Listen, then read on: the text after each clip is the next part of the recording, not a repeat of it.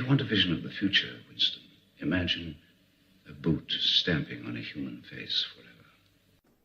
You want answers? I think I'm entitled. You want answers? I want the truth! You can't handle the truth. Someone is trying to teach me a lesson in futility. Why am I the only one who isn't killed?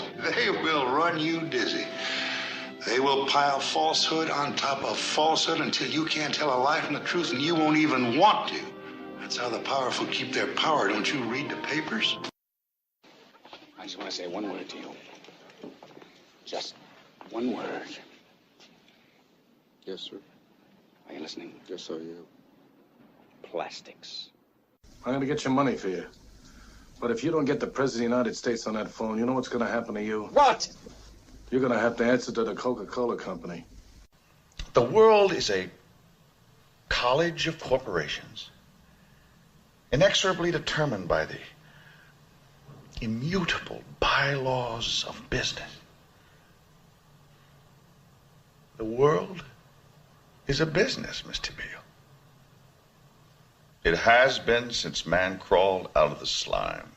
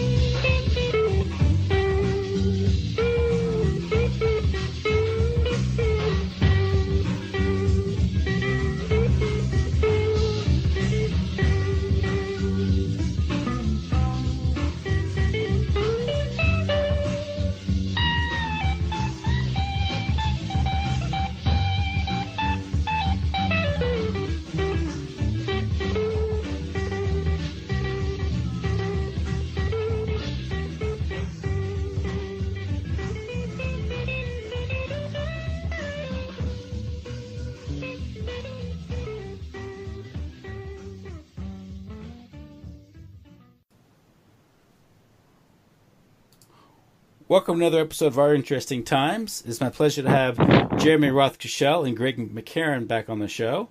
They returned to discuss, they did a show a while back regarding the history of B'nai Brith and perhaps its contribution to the so-called American Civil War, and of course its offshoot or creation, the ADL, in the early 20th century, and its involvement in perhaps in fomenting problems, sort of a problem reaction solution, manufactured terrorism, staged events, perhaps, and its role, in Freemasonry, of course, and the problems in the South, and maybe the problems today, some of the racial antagonism and strife we're seeing today, and its role in sort of stirring the pot, stirring things up a bit to increase fundraising and also to raise consciousness, as they say, about these issues. So, Jeremy and Greg, how are you doing? Doing great. Doing well. Thank you for talking with us, Tim. Well, you're certainly welcome, and thank you for coming back on the show. So, the show you did, I was trying to encapsulate it or to be synopsis of it. You did the history of B'nai Brith and its South and its agitation in the 19th century, and then you jump ahead into the 20th century, in the 1960s and leading in today, and sort of this aggravating or perhaps exploiting racial problems and fissures in American society. And you also discussed a piece that was written by Lyndon LaRouche in the Executive Intelligence Review about B'nai Brith's ugly history. And so these things, I thought it was warranted perhaps another discussion. So who wants to lead off? Jeremy, if you got, I guess either one of us could lead off. We did take this information because we started to, I think for a while we've had a lot of concerns about the narrative around the way that like organizations like the ADL shape the narrative, and we've known about the common kind of, in many ways, origin, say, of like going back to the Anti-Defamation League right around the same time as an organization like the NAACP. Many of the same entities were involved in these organizations, and so we, as time went by, we just continued to find small pieces of research, and it is interesting that it comes from the LaRouche organization. I know William Cooper, the late William Cooper, did a 7-part series on the history of the Anti-Defamation League, and he basically used their work with his own commentary thrown in on it. And so there's not a lot of real information about this out there. So mainly a lot of the stuff we're getting on this and also on the secretive mega group of Zionist billionaires that had a tremendous role, influence within in the age of Clinton, and I think are still around now, kind of behind the scenes operating, is some of the unseen forces with the hidden hand as far as Zionism goes, not just America but globally.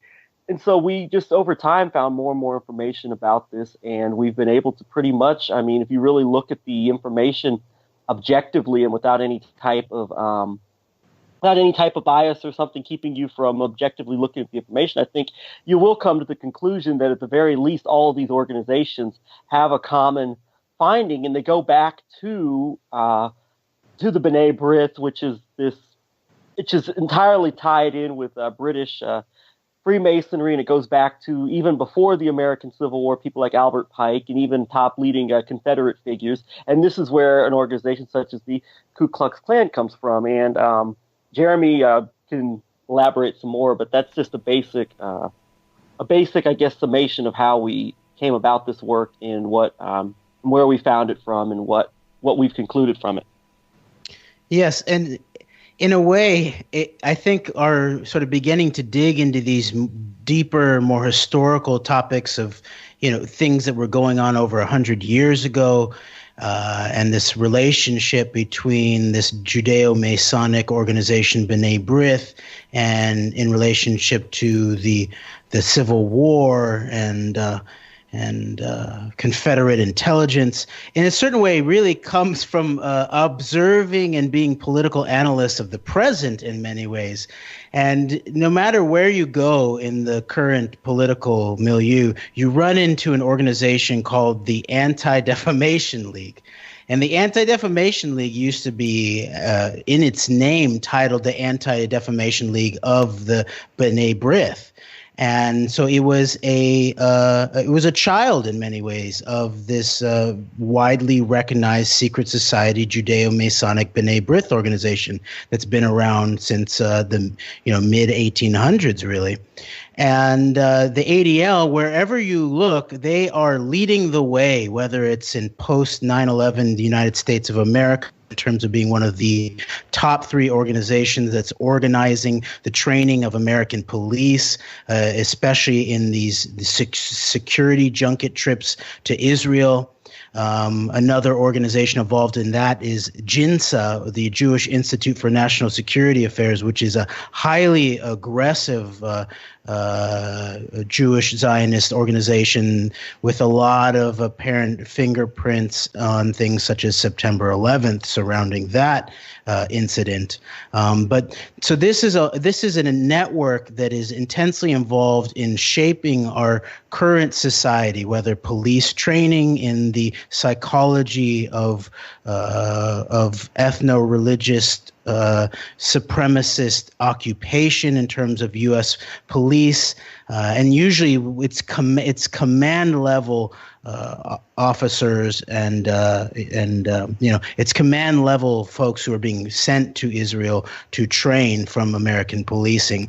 And when you combine that with the increasing militarization of police and the giving of many police departments actual Army old U.S. military equipment, and that increasingly you see that there's a really disturbing trend here. But that's in sort of the more visible realm. If you actually spend any time on what we call the internet, you also run into this organization, the so-called Anti-Defamation League. They are all over the place. They are out in front in terms of being the go-to organization to figure out how to police speech and supposedly be against hate speech on the internet. They have intimate relations with all of the big digital giants, including Google, Facebook, YouTube, And so this is, we begin to notice that this ADL group is very, very deeply involved in our current moment. And then also, I had this experience where my friend and colleague, Professor Anthony Hall from the University of Lethbridge, was being intensely targeted by the B'nai Brith up in Canada, and was being eventually targeted with a Facebook false flag image that Professor Hall did a lot of forensics work and historical digging into figuring out where this incendiary image that was put on his Facebook page apparently planted there in some type of really deceptive way through a friend's account, a friend who to this day denies that he ever planted it there. And then Tony traced it down, and it turned out to have been allegedly constructed by this young, arrested Jewish Zionist young man called Joshua Goldberg, who had many different ways that he would portray himself on the internet. And he was a clear a mega troll of the internet. He played the role of one Michael Slay and was published on the Daily Stormer by Andrew Anglin for months on end. And he sort of used very incendiary anti-Jewish language that actually mapped very much onto the kind of language that was put onto Professor Hall's Facebook page. But Joshua Goldberg also played a role of an Australian ISIS member called Australi Witness, and he was actually arrested and is apparently still in prison, having been trying to orchestrate, provocateur, an actual bombing in Kansas City down the road here at a 9/11 memorial at the World War I Museum in recognition of firefighters just like a few years ago. And he was caught by some loyal members of the FBI, I believe, in a joint counterterrorism task force, and was unable to go through with that. But so I bring all of that up to show that there's this ongoing presence of these kinds of a milieu that surrounds such groups as the B'nai Brith and the Anti-Defamation League, of not only creating apparent problems in some ways, whether it's this Joshua Goldberg character who has no yet apparent direct connections to either the ADL or B'nai Brith, but the B'nai Brith in Canada very directly, and there is some evidence to show that there was some coordination in relationship to the way that they might have used this image that was created by Joshua Goldberg and the way it was planted on Professor Hall's page to basically take him out of the classroom mid-semester and smear his name and just try to destroy his reputation. And so in the midst of all of that, we see that this milieu appears to be involved in things like provocateuring situations, using the kind of sort of provocateuring the kind of speech that would lend itself towards people proposing hate speech legislation, and then also always taking advantage of these situations to police political speech, specifically around Israel, the Jewish state.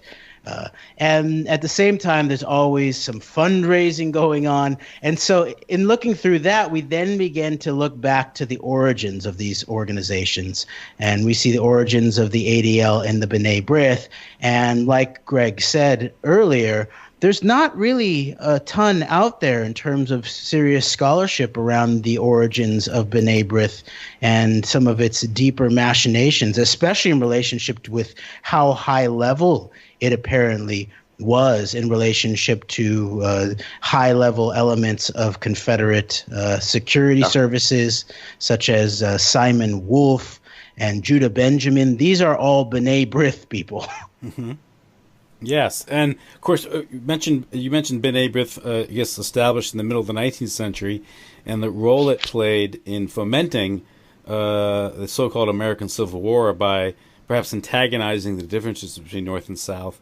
You cited the I think it was the LaRouche piece that talks about. I'm sorry. Go ahead. Yes, well, there's this. I believe it comes out of the LaRouche organization. Mm-hmm. There's a journal called The Campaigner. Now, first, I'm sorry, but of course, the LaRouche analysis is, and I think there's a lot of validity to it, that B'nai Brith is really an arm of British intelligence, so it is more or less it's British intrigue working to divide and conquer the United States. That's I think, the crux of his analysis. Am I oversimplifying it? I would think that you're probably right as far as the analysis of those who LaRouche and those who. Sorry, Greg, you're breaking up. Okay, am I here? Yeah. Okay, there you go. Sorry, you broke up here. Sorry, go ahead. Go ahead. What did you say? Sorry about that. I would say that's probably about the correct analysis of what the narrative coming from the LaRouche pack is. I think that in some ways it's largely correct, but I think in some ways it may be a bit too simplistic, and there may, we can always have a conversation about the LaRouche people. I don't think it's place or time to have that, but I would say that's probably about a fair summation of where they would fall as far as the description of what B'nai Brith is, probably as a means of just British intelligence, British Masonic interests to divide and conquer. Yeah. Yes, definitely. And there's always the LaRouche organization always comes down to sort of it's the British, and the Campaigner, this issue from December of 1978, titled "Zionism is Not Judaism," does, I believe, come out of the LaRouche organization, and you can see that in the article that we worked off of in terms of talking about some of this history of B'nai Brith. It's titled "B'nai Brith: British Weapon Against America." By Paul Goldstein. So yes. Okay. So I'm sorry, I interrupted. Jeremy, you were saying something. I interjected that at the time. You were talking about this idea of, I guess, what role did B'nai Brith in the 19th century play in bringing about this great unpleasantness we call the American Civil War? Well, I'm not yet familiar exactly with the intricacies of how they actually played the role of bringing it on. Although it appears that they were deeply involved in Baltimore and in trying to agitate for certain confrontations before the Civil War got going. Mm-hmm. So it's very clear that their intent was to do so. What's obvious is that their members played a high role in the Confederacy once it got going, and that they were playing some type of cutout role or relationship with aspects of Rothschild's members in the United States of America, including August Belmont. And Simon Wolfe, who's this interesting character because he spans virtually all of this early history of the B'nai Brith, including the Civil War era, but also into the 20th century, and I believe all the way up into the era of when the ADL was born in the early 1900s. And Simon Wolfe played a key role also even early in the 1900s in relationship to people like Teddy Roosevelt and relationships to aspects of Bolshevism in Europe. But at the same time, if you go back to his earlier role in the 1800s surrounding the Civil War, he was both playing the role of lawyer to this whole group of B'nai Brith members who were basically running rat lines, intelligence that were eventually part of the reason that I believe Ulysses Grant actually called for the arrest of a lot of the organized members of Jewish synagogues in the South, but not because they were Jews, but because they were part of this B'nai Brith intelligence Rothschild rat line organization that was being used to sow the Civil War discord in many ways. And so you see Simon Wolfe at the heart of that. He's also apparently on the scene, or right in the morning before the scene of the assassination of Lincoln. And what's also interesting in wrapping up in terms of this train of thought is that there's, even back then in the Civil War era, there's this apparent axis of resources and intelligence that goes from the southern parts of the United States of America all the way up into Canada, and specifically in Montreal. And so even if you fast forward 100 years from the Civil War towards events in the 60s, such as the assassinations of people like John F. Kennedy or Martin Luther King Jr., you see a similar axis, I would say, from the people who've done the deepest research on both of those events. William Pepper in terms of the King assassination, and Michael Collins Piper in terms of the John Kennedy assassination, that points to an axis from New Orleans up through the center of things like the Dixie Mob and on up into Montreal, and eventually in the 20th century into organizations surrounding such families as the Bronfmans, and ongoing role of apparent eventually Israeli intelligence in terms of things like Permindex and Tibor Rosenbaum, and a lot of this is done up in Montreal, I believe. Yeah, that's fascinating. It's really and also these connections also do ultimately will connect you to a lot of the entities and the interests surrounding the roots of Donald Trump's business empire as well, through Permindex in Montreal, someone like Roy Cohn, and I believe Tibor Rosenbaum had a key role in some of the Lansky related businesses that Trump had picked up as well. So there's another tie. There's an interesting piece, and this is kind of well, you can read into it, but talking about the Civil War. It's titled "Was a Freemason Responsible for the American Civil War?" And it says, in early 1861, the President of the United States and Freemason James Buchanan would have been very pleased to let the already simmering Civil War fall on the shoulders of a man that would follow him in a very short time, Abraham Lincoln. To say that President Buchanan was ill-prepared to handle something as volatile as the Civil War is putting it mildly. There is a reason I never profiled James Buchanan in the famous American Freemason series. Buchanan wasn't a very good example, and history remembers him as a president who could have and should have done more to prevent the war between the states. If he had, he could have saved 600,000 lives on both sides of the bloody conflict. Let me see. So yes, the Americans. I'm jumping forward. So yes, the president of the United States at the time that first shots were fired during the American Civil War was a Freemason. Now that doesn't prove it, but I'm saying we often ascribe the outbreak of hostilities in 1861 to President Buchanan's incompetence, when it could have been well, just let it happen. That's another connection to Freemasonry. The President of the United States, when the crisis is breaking out, he's just kind of letting it get worse and worse and worse, and waiting for Mr. Lincoln to become president. So I thought that's at least a little bit interesting. But a lot in LaRouche's analysis, he focuses a lot on the South and the treasonous South, as he calls it, for secession. I guess he's not too sympathetic towards secession and states' rights in these things. I take a little different approach. I think to me, if you look at fomenting the Civil War, it took two sides to create the conflict. And what I gathered from what I'm reading from LaRouche's side, it's almost, I get this a lot like from Webster Tarpley's analysis too, is that it's all this kind of this, they're encouraging problems in the South. And of course, this, and so the South is just sort of this rebellious region that doesn't abide by the Constitution. Well, really, secession itself is a legitimate constitutional dispute in the history of the United States, the history of secession in the United States Constitution, the ambiguity of it, and all, before the Civil War, which actually, if you follow the Constitution's spirit, if it's ambiguous, then it's left to the states. But my view is that many on both sides, the North had to invade the South in order for the war to be as destructive as it was, and to be as divisive as it was. And of course, Mr. Lincoln obliged the Freemasons, if that is indeed the case, because he viciously invaded the South and destroyed the Southern economy and occupied it.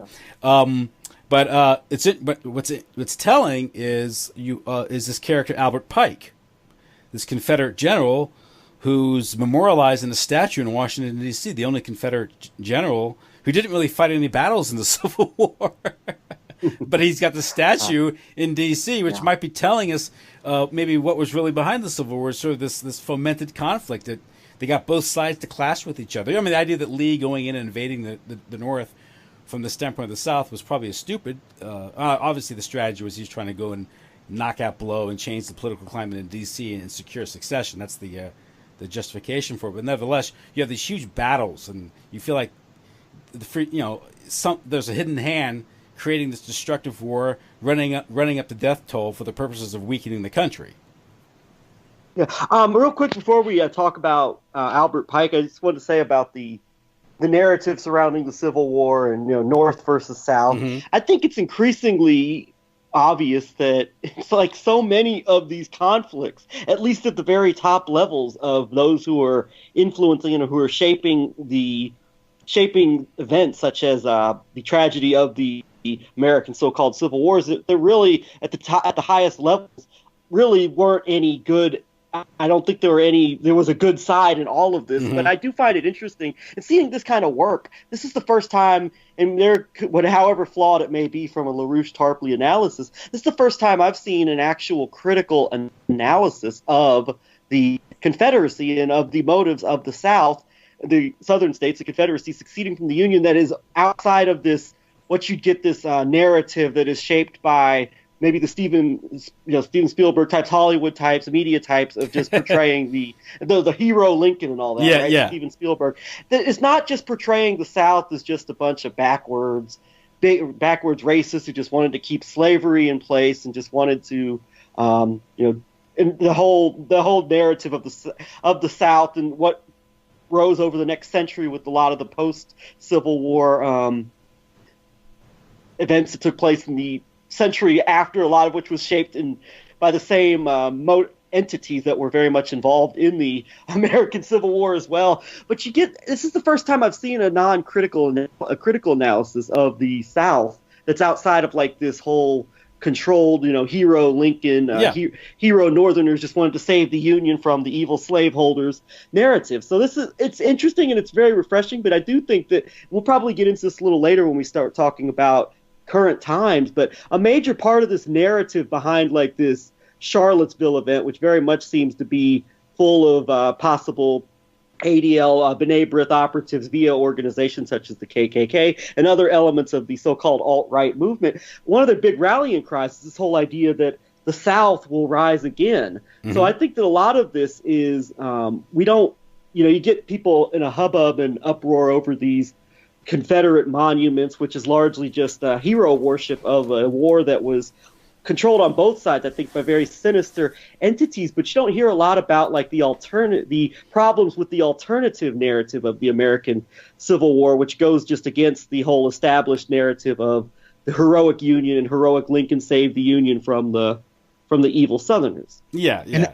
And I would point out that in the midst of such struggles, let's say, where we see the desires, I believe the human desires of peoples to be free. So if we're talking about this idea of the conflation of the Civil War with slavery, which I do believe it looks like has been overblown definitely in terms of Lincoln's perspective, and that he was much more about aspects of the Union. And then there's also some of this shadow stuff in terms of the domination of certain aspects of the South. What we see in the midst of this in terms of African Americans wanting to be free of slavery in the South is that you see forces, in this case specifically elements surrounding Judeo-Masonic B'nai Brith, that are pretty likely, if you look up a little bit higher up the food chain in terms of maybe Rothschild elements, try to take advantage of the situation on both sides in many ways. Yeah. And you see this also all the way 100 years forward in terms of black civil rights in the 20th century. And what you see in many ways is you can actually see some of the glaring interest in terms of this Civil War period in relationship specifically to this B'nai Brith Brith relations. I believe South Carolina was a key locus of their power, and it's partially because there was slave ports, and there was also prominent Sephardic slave holding Jewish families that were involved in the B'nai Brith organizations. And if you look into some of the research that's come out of the Nation of Islam, you do see that this even extending into the Reconstruction so-called era, that the continuity of some of these sort of more elite Jewish economic interests involve the ongoing economic management of people such as black folks in America. And so that interest, I believe, becomes more sophisticated and becomes even more political in many ways once you move into the era of civil rights in the 20th century, in the relationship of the ADL as basically the sort of arch-uber manager, surveiller of key elements of the black community, including inserting people from their urban league into the Nation of Islam, looking for anti-Semitism, and coming up and empty-handed on anti-Semitism, and instead finding anti-racism, which included anti-Judeo supremacism, which then became a threat to some of these interests. And then I guess the last thing is that, yes, what we see in the midst of, let's even talk about things such as suffrage, women's suffrage, that in the midst of all that, whether it's suffrage in relationship to voting or it's women's rights in relationship to the workplace, you see similar type of interests, oligarchical interests, that are taking advantage of these desires in terms of the Civil War. You see the elimination of chattel slavery, but you see large integration and escalation of industrial wage slavery, and it becomes nationalized in many ways. And I'm sure there's a lot of black folks in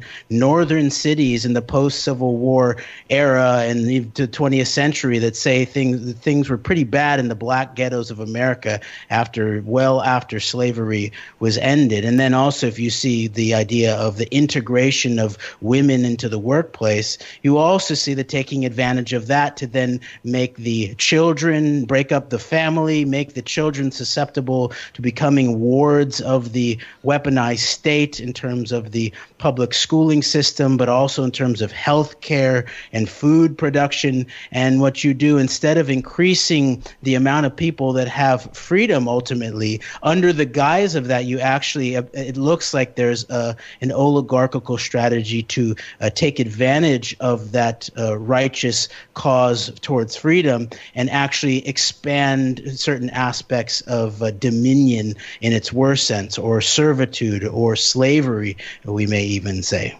Yes, the doubling of the workforce and, of course, lowering of the wages, weakening of organized labor, and the weaponized migration, using the impoverished South to flood the labor markets of the North when it suits the purpose of the war planners, in this case World War II, war production, or the industrialists, to weaken the unions. At the same time, disrupt the ethnic neighborhoods to achieve the sort of the cultural programming that you want, which is sort of this deracination of ethnic America into white suburbia, where you could then unleash all the psychological warfare of post-war America: television, rock music, sex, drugs, and rock and roll. Very sophisticated stuff, but this is what the oligarchs, they pay people to study this stuff, and they have the ability to implement these programs. So it's not too surprising that this would go on. It's what is interesting. You mentioned like the Civil War, the interpretation of the Civil War and historiography. It began to be conflated with slavery in the 60s, the same time the Civil Rights Movement. So it served contemporary political interest, the same way that perhaps World War II became conflated with the Holocaust after 1967 and the rise of overt Jewish power in the United States in the 1970s, and this sort of this eclipsing of the WASP elite in the 70s. So I think there's a similar thing going on there, where each case interpretation of these events is changing to serve a forward a modern political agenda, as opposed to interpreting an event to get closer to the truth of these events. Actually, the truth is being manipulated. Things are being exaggerated. These things that if you want to understand slavery, you'll watch Django Unchained, or Django. What's that movie, Unchained, with Janko Unchained. Janko Unchained. Show this cartoonish portrayal of the South and these things because they got to make it work. You have to make it as bad as possible in order to justify the war, and also to antagonize racial relations, to get people to hate whitey. And the same thing you get with a lot of the I guess post-World War II Jewish propaganda regarding the Second World War is to you take a terrible event and you spin it, and you can make it people view it in a way that serves the Zionist cause, which was the formation of Israel after the Second World War. But one thing that's interesting is the South itself. It's again your point. I take your point is there's a tendency to take sides in these things. If you're a Southern nationalist and you're a states' rights advocate, you're gonna obviously you're gonna look at the war as something completely different than someone who advocates the Union cause in the war. Nevertheless, why the South might have had some legitimate grievances in terms of the North, whether it's the tariff issue or just simply wanting to be left alone. It seems to be that these problems were aggravated. The slavery issue, these things, and the North was you had agitators in the North going in and making things worse. Good example was this guy Henry Ward Beecher. His daughter, Harriet Beecher Stowe, wrote Uncle Tom's Cabin, I believe. But I think it was called Beecher's Bibles when they were smuggling arms into Kansas to foment bleeding Kansas. So you had this proxy war going on in Kansas just prior to the Civil War, creating, and again, they're creating the environment, stirring up the violence and creating the violence, sort of. I guess you could say they're blooding a generation in preparation for the Civil War in the 1850s.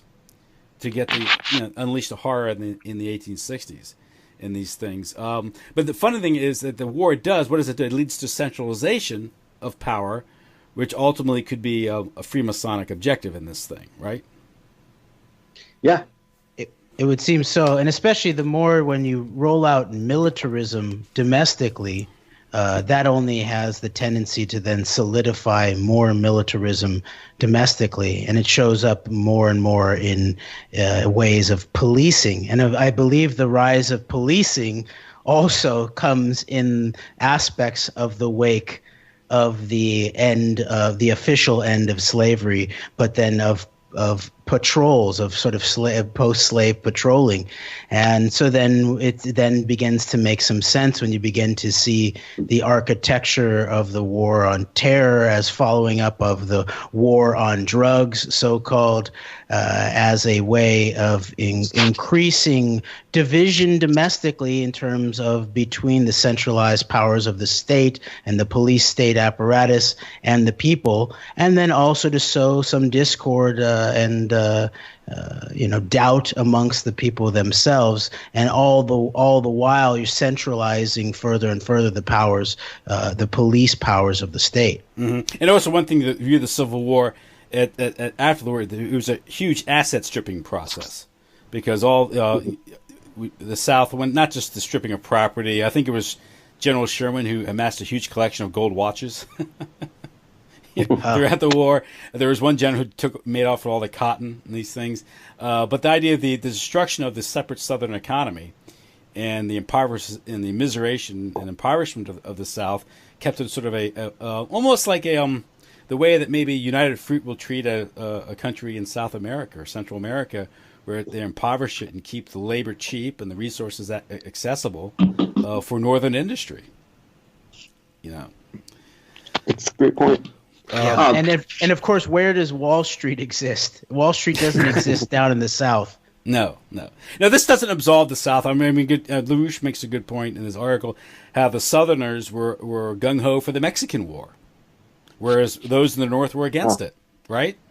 So it all, so it was like Abraham Lincoln opposed the Mexican War, right? Didn't he do the spot resolution for? Not sure, but wouldn't surprise me.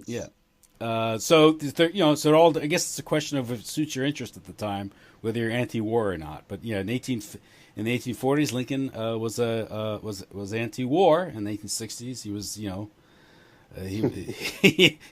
he waged it unrelentlessly against the South, sending Sherman's March to the Sea, or the Valley Campaign, and these things, and the burning of the cities and these things. The sort of this of course, an early application of total war against the South in order to win it.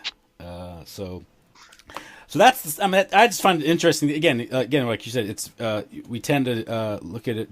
Whether we can either be a member of the Lincoln cult and see him as a god, his apotheosis, his almost godlike figure in American history, or you see him as a villain, destroying the Union in order to save it, as they were like in Vietnam. Or in the South as defending its rights and honor and the lost cause, but really in all this you have again a secret society, moving the chess pieces and manipulating the chessboard to gain an objective that's maybe far off in the future. Yeah, and indeed, and I think there's a lot of parallels with all conflicts. I think you can kind of, looking at this whole these elements that were involved in fomenting so much of this, the kind of the hidden hand, so to speak, that you find in all of these wars. I mean, remember, I believe it was Mike Rivero. He has coined the phrase "all wars are bankers' wars." He's not wrong when he says that. But you find the hidden hand in the process of this when you have this whole narrative. I think it's interesting to not just look at the mainstream kind of establishment version of history, which will portray the North as being the heroes and Lincoln as being basically the savior of the Union. But it's really interesting to look at the alternative narratives. And I was getting at that a few minutes ago, the alternative narrative which arise out of these, which kind of become very prominent, say, maybe within the alternative media or ostensibly anti-establishment elements of the population. And one example is the revisionist narrative of the South being just the heroic entity in the war. Mm-hmm. And this even goes with even more modern events, whereas the critics of, say, the obvious lies of the heroic allies in the Second World War, that you get this alternative narrative where, say, Germany in World War II could do no wrong. In some circles, there's a belief that Japan could do no wrong in the war. Yeah, and meanwhile, you're saying Hitler wasn't a white knight holding off the New World Order? I don't think it's that simple. I don't necessarily think he's guilty of everything he's ever been accused of. Certainly not. But at the same time, it's like, but this narrative does arise in a lot of ways. Yeah. And even now, and this is probably somewhat of a unpopular opinion in some circles within the alternative media, with the narrative with the knowledge of the crimes of the U.S. government, the crimes of this whole Western, I guess you could call it global, kind of neoliberal world order, which has developed since the end of the Second World War, which has taken shape. When you know about these crimes, then there's a tendency to automatically look at someone like, say, Vladimir Putin in Russia as being the counter to this, as someone who you almost have the similar narrative of this hero narrative surrounding someone like him and surrounding modern-day Russia, when in fact it does, when you really, I think, look long and hard at some of the things that are going on that really aren't getting as much attention, you can see that there's a lot of, it's not that black and white with modern issues either. So I think looking at the alternative history of the American Civil War and seeing whereas you have this narrative that is obviously messed up, but misguided at the very least, of the whole heroic Abraham Lincoln and the heroic Northerners, it's also, you have this counter narrative which develops, which the side can do no wrong. And in that process, since the mainstream narrative is so obviously false, then you get into these alternative narratives. In a lot of cases, maybe it's looking for someone to believe in, or maybe it's just maybe you just don't have the information. But in a lot of cases, you're missing the hidden hand behind the other side of this wall, which I think in a lot of cases gets obscured because of because it's considered an alternative narrative. It's considered outside of the mainstream. So I think the American Civil War, looking at it from this analysis of the hidden hands involved in the South and the alternative narrative, I think you can see some parallels with other events. Yeah, and if you look at broader British strategy, or Anglo-Zio strategy, or Anglo-American strategy, I guess in the 30s more like British strategy. In the early 20th century, you have this thing, the Mackinder Doctrine, which where the sea power confronts the land power, and the sea power has to control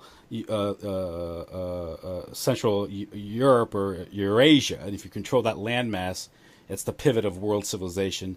And quite frankly, if you look at British strategy and the events that unfolded between 1900 and 1945, that's it. It's being played out. And so you kind of see it being played out today. So you can see the contours of that strategy still being applied vis-a-vis China and Russia.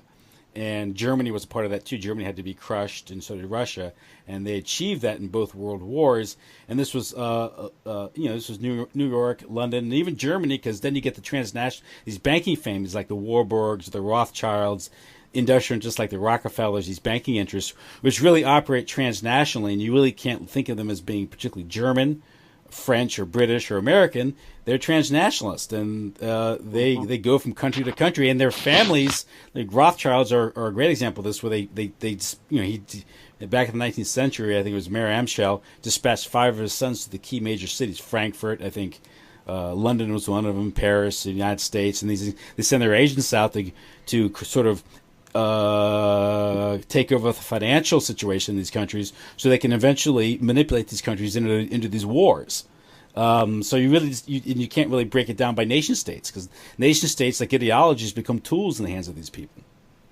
In order for war to be deemed legitimate self-defense, it has to be some idea of a nation state defending itself. Mm-hmm. But in terms of the way you've just, I believe, accurately described this longer term transnational situation of interests that go way beyond national borders, Tim, it's definitely clear that the war powers, especially amongst states, but also I would say probably also in relationship to a civil war scenario too, are always used to try to advance some type of interest under the guise of just some type of we're just defending ourselves. And almost always it's some sort of third possibility beyond just sort of either pacifism or do nothing versus violent so-called self-defense. There's almost always some other possibility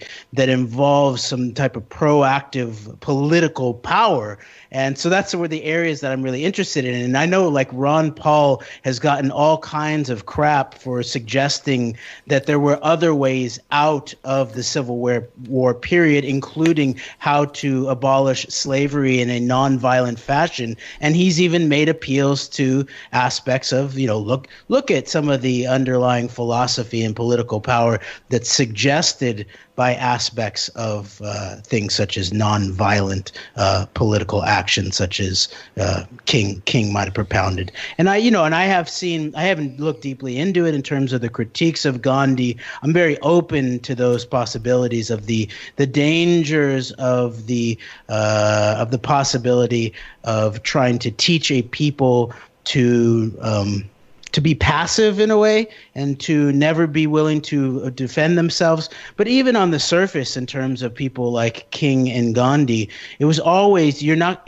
trying to use nonviolence because you don't want to use violence. You use it because it's the most powerful tool that you have and the most ethical tool that you have at the same time. And so I'm interested in these sort of real, I call it we the people power politics of where we the people get drawn by the nose, led by the nose into these war situations of all sorts because we don't develop our own political power in a way that can fill the vacuum. And although I do have a lot of tendencies, I believe, if the world were a utopia, I would sort of believe much more just maybe like a pure libertarian or an anarchist in many ways of leave, our family alone, leave our block alone. We will develop our permaculture forests and we will be able to feed each other. We will voluntarily begin to make relations with our neighbors and other than surrounding areas. But at the same time, I also believe that there are these forces that are very big and are very powerful. And unless we come up with politics that can propose at a mass scale an alternative to their machinations, then they will own the vacuum. And they do very, very violent, destructive things in political vacuums. Yeah, precisely.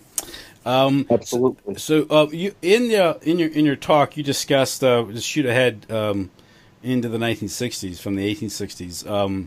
and you have the civil rights era. And in this talk, you talked about the role of B'nai Brith, perhaps in some of the assassinations of the 1960s, and some of these, I guess, these seminal moments or key moments in the civil rights era, acts of terrorism. You have the movie, the murder of the 3 civil rights activists in Mississippi. That, of course, that was the subject of the movie Mississippi Burning.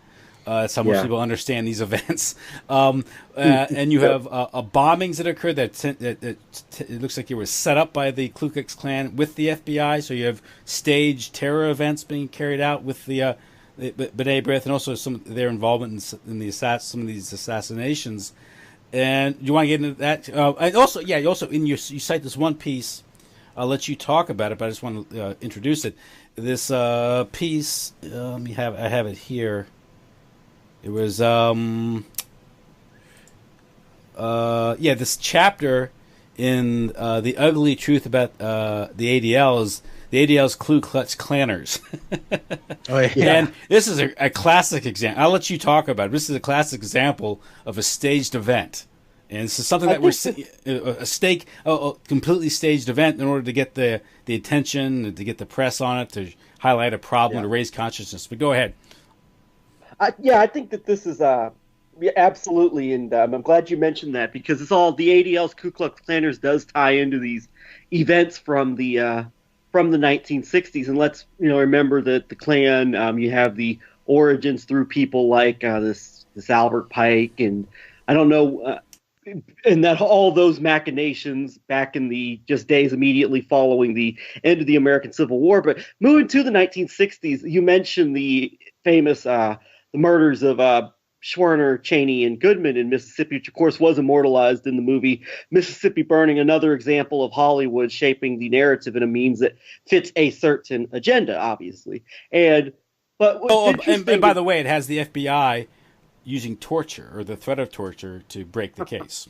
Is that nice? Sure, indeed. And you have that famous murder, and of course that was one of the events that was probably outside of the Birmingham protests with Bull Connor and the sicking of dogs and hoses on protesters. That's probably the most famous event of the 1960s as far as a non-Martin Luther King assassination event, was probably the deaths of Schwerner, Goodman, and Cheney in Philadelphia, Mississippi. And it turns out that this top Klan member who appears to have been involved in that at some level in the murders of these 3 men, had been involved in setting up a school teacher who was a member of the Ku Klux Klan named Kathy Ainsworth, and another person, in going to firebomb the house of this, I believe this is a local regional director of the Anti-Defamation League in the South. And it turns out that these people, they went over to do this, and Kathy Ainsworth ended up dying as they were set up they were basically set up and ambushed with a law enforcement showed up and ambushed them in the process of firebombing this ADL director's house. Turns out that the gentleman, name escapes me, but it's in the article, The Ugly Truth of the Anti-Defamation League, turns out was on the FBI, and I believe also was affiliated with the Anti-Defamation League. So this is a classic example of that, and where all of this kind of ties together, and you're seeing these entities that are involved in these infamous events, such as the assassinations of Goodman, Schwerner, and Cheney, are working with the same elements that are taking advantage of these events to shape the narrative. And in some cases, such as the case of Kathy Ainsworth and the attempted firebombing of this ADL regional director's house, you see that these elements are working together. Yes. And there's this, I think it's important to recognize the structure of these kinds of events. And basically what you usually have is you have what you might call the fixed point of a state apparatus, whether it's some aspect of the FBI, whether it's some aspect of military intelligence in the case of the King assassination, but some fixed point of intelligence in terms of the operation being in the solidified structures of government. And then you also have this more privatized, parallel, sort of an intelligence structure that in these cases are most typified by these ADL and B'nai Brith networks that can increasingly be seen as some type of almost like a Rothschild intelligence network, but then also can then increasingly hook up to in the case of the United States, a foreign powers fixed point of reference in terms of Israel. And then you have what's a lot of times either a constructed third party, an agent provocateur, either as a group that's completely made up or funded from some of these other backgrounds, whether it's sort of through the idea of the aspects of the COINTEL program, which was run through the FBI, or some of these stories that are in The Ugly Truth about the ADL, which include one Mordechai Levy, who was a leader of a JDL, the Jewish Defense League, which is sort of a known terrorist entity of sorts, who was completely hooked up with an ADL aspect, a fact-finding division head, Erwin Sewell of the ADL.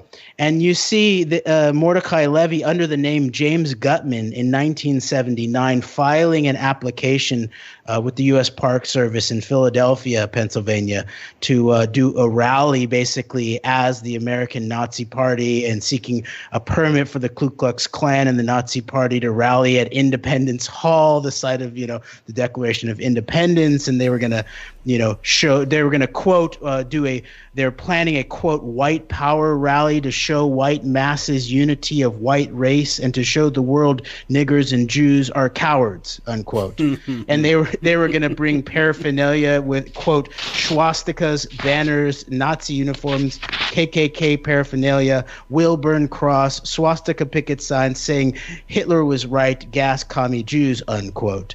And at the very same time, these similar elements, exactly similar people, are organizing what in modern reference you would consider the Antifa, the left-wing radical groups, to come and demonstrate and confront. And so I think we begin to see this as a structure of some sort. This is an MO in many ways, and even things such as Charlottesville, which we are coming up on the anniversary of this summer. Was at the very least, what we see is in the wake of Charlottesville, such organizations as the ADL and the Southern Poverty Law Center raised millions and millions and millions and millions of dollars. And although I don't think the direct evidence in terms of as clear as this 1979 case is in terms of a similar party organizing both sides, I think the framework of it and the political fallout of it and some of the shadiness of some of the groups and individuals all up in the area claiming the spotlight and being put into the mainstream media either as angel or devil or victim or perpetrator, I think points to an ongoing modus operandi of these kind of operations. Yeah, you see a pattern there. Obviously, Charlotte comes to mind. To what extent is the situation created, or at least the events planned, and they go in and they can easily send in their agent provocateurs and have Soros style go in and create the event, and of course the news coverage and all that. And then you have to ask yourself, who stands to benefit from this? Well, it's obvious. ADL's fundraising skyrockets and these things. The Southern Poverty Law Center is justified in these things, and the Southern Poverty Law Center pretty much serves a similar function as the ADL. What comes to mind is Trevor Arison's book, the Terror Factory, how the FBI creates these terrorist cells in order to arrest them, and they'll foment it. They'll send in agent provocateurs. They'll fund them to take advantage of these marginal figures to get them involved in some sort of crazy plot, so then they can crack the case, get the reap the reward in the press, and justify their budgets and justify the war on terror in general, and at the same time create a sort of anxiety and fear in the public and create the illusion that our heroic FBI or heroic feds are fighting terrorism. And you can also extend it a little further, perhaps, and look at the war on terror in general. How these, whether you're talking about ISIS or even Al Qaeda, these things all have at one point or another support or backing from Western intelligence agencies. These are proxy soldiers that are sent in to destabilize an area, whether it's the Caucasus, the Balkans, or Afghanistan, the Middle East in general, Libya, the Middle East, and these things. And you're struck by, anyone who just looks beneath the surface of these things, how the Islamic radical groups all have Western backing. They're supported by NATO because it's the objective of NATO, of the Anglo-American Empire, of Israel to weaken and destabilize these regions, create microstates. And what better way to do that than to destabilize and oppose secular governments and impose, or at least send in the wackos to go in and create, mayhem. This also sparks the emigration or migration from those areas into Europe, which then you have the demographic warfare being perpetrated against Europe right now, perhaps achieving some other objective, destroying the idea of European ethnostates. That's what Wesley Clark said, that was the future, that the time for the European ethnostate has ended. I don't know who elected him to say that, but I guess he, as a proconsul or general of the American Empire, I guess he presumes the right to make those decisions. And then he's also an appointed knight of the British Empire too. So, is he also a member of the Israeli Defense Force, like Rahm Emanuel? No, I don't think so. Okay, but not that we know of, right? No, but not yet. Don't know that yet. But then this goes again. That's a great example. Just a general head of NATO was a knight of the British Empire, but then I don't know. So isn't Mick Jagger and Paul McCartney? Yeah, Paul McCartney. Yeah, right. But some people would say that they are weapons, imperial weapons too. So yes. Didn't some of the like some of the Rolling Stones, like London School of Economics? It's Tavistock and those London School of Economics, and they spearheaded the British invasion, and this time they didn't burn the White House; they just burned the culture. And I say around the same time that all of this stuff was going on with these murders in the South in the '60s as well, where both sides were being played. Yeah. So it's very. I mean, yeah. But so you have this. I think it's just fascinating that you have this Nazi rally, and whenever time you see a Nazi rally, whenever you hear reports of swastikas being painted on a university campus, and it never fails that it becomes revealed that some Jewish person did it to raise consciousness. Well, and the most blatant modern example of this, of course, is in the last 2 years of these dozens and dozens of Jewish community center bomb threats that were used for a long time. The head of the ADL was and all around the media calling for escalating potential hate crime laws, calling for looking really carefully at our university campuses in relationship to the anti-Semitism of the Palestinian Solidarity Movement. And then it turns out, at the very least, the vast majority of these threats against the Jewish community centers, not only in North America but around the world, are coming out of southern Israel, out of a young man apparently called Michael Kadar, who looks like he has family in the Israeli security services. It looks like his uncle is one Mordecai Kadar, who's a trainer of Shin Bet agents, who's also a well-known professor in terms of these so-called philosophical justifications for ongoing occupation and slow-moving genocide. And so this is a very, when you combine that with this Joshua Goldberg acting as Michael Slay and publishing under the Daily Stormer and Andrew Anglin, who, by the way, was pointed out by a Jewish man, pointed out that Andrew Anglin appeared to look much more Jewish than he did, and actually he compared the images, and he looked just like Meyer Amschel Rothschild. So I now from now on I call Andrew Anglin Meyer Amschel Anglin. But what's interesting is that whether or not whoever Anglin is, whether he's operating in good faith or not. What you see is that these agents of some sort of provocative element of Jewish Zionist power in some way. We don't know the extent of it or whether Joshua Goldberg is a one-man operation or whether he's actually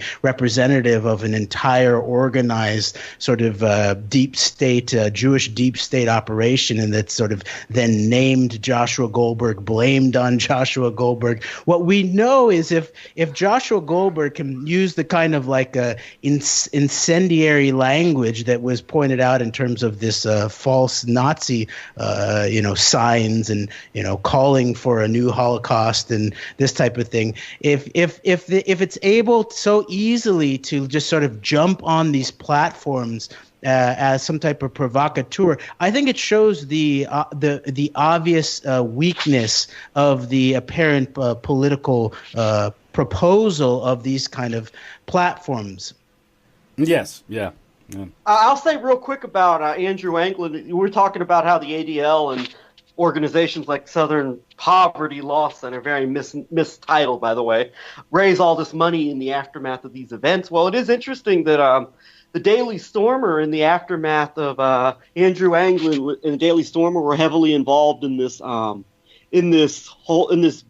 dispute, you could say, between Richard Spencer and a Jewish woman in Montana over her alleged harassment and things regarding Spencer living in Montana and the harassment of this Jewish woman, or alleged harassment of this Jewish woman. It turns out that in the immediate aftermath of this event, it's been reported on in places such as, I believe, the Los Angeles Times, among others, that the Daily Stormer, I guess, was able to, in just a very short period of time, just raise $150,000 or something in a very short period of time. And that doesn't sound like a ton of money, but it is a lot of money for some pariah organization like that to be raising just like that. So, I mean, it shows that also these organizations that are, presenting themselves as the opposition or whatever, being elevated as the boogeymen, they also have the ability to line their pockets pretty easily, and that's a result in some ways of the media attention they receive. Yeah, and also, obviously, if you highlight those elements over, say, more sober criticism of Israel or Jewish power, which is a legitimate point of analysis, and whether or not Jewish power really is a tool of B'nai Brith, or B'nai Brith is a tool of British banking interests, that's a legitimate point of road for analysis, I think. But again, there's more sober, more respectable criticism that you can avail yourself of out there. But then again, if you highlight these more marginal, more violent, more cruder elements out there, it tends to smear all critics. Exactly. Yeah. And even the name Daily Stormer alone, that's designed to create a certain response in people. Just like the podcast of Mike Enoch, another very close associate of Andrew Anglin's, and also David Dukes, the Jewish Masonic KKK Grand Wizard. The Daily Shoah. These are designed to get a reaction out of people, and it's not designed to get a positive reaction out of people. And I will say that after Benjamin Netanyahu's son Yair, out of anger over lashing out at George Soros for opposing some of the Israeli government's efforts to basically curtail migration of African Ethiopians or North Africans into Israel, among other things, put out this cartoon of he was accused of putting out these traditional anti-Semitic, anti-Jewish stereotypes of Soros as this lizard-like, with his tentacles spreading out over various opponents of Netanyahu and the Israeli government and all this.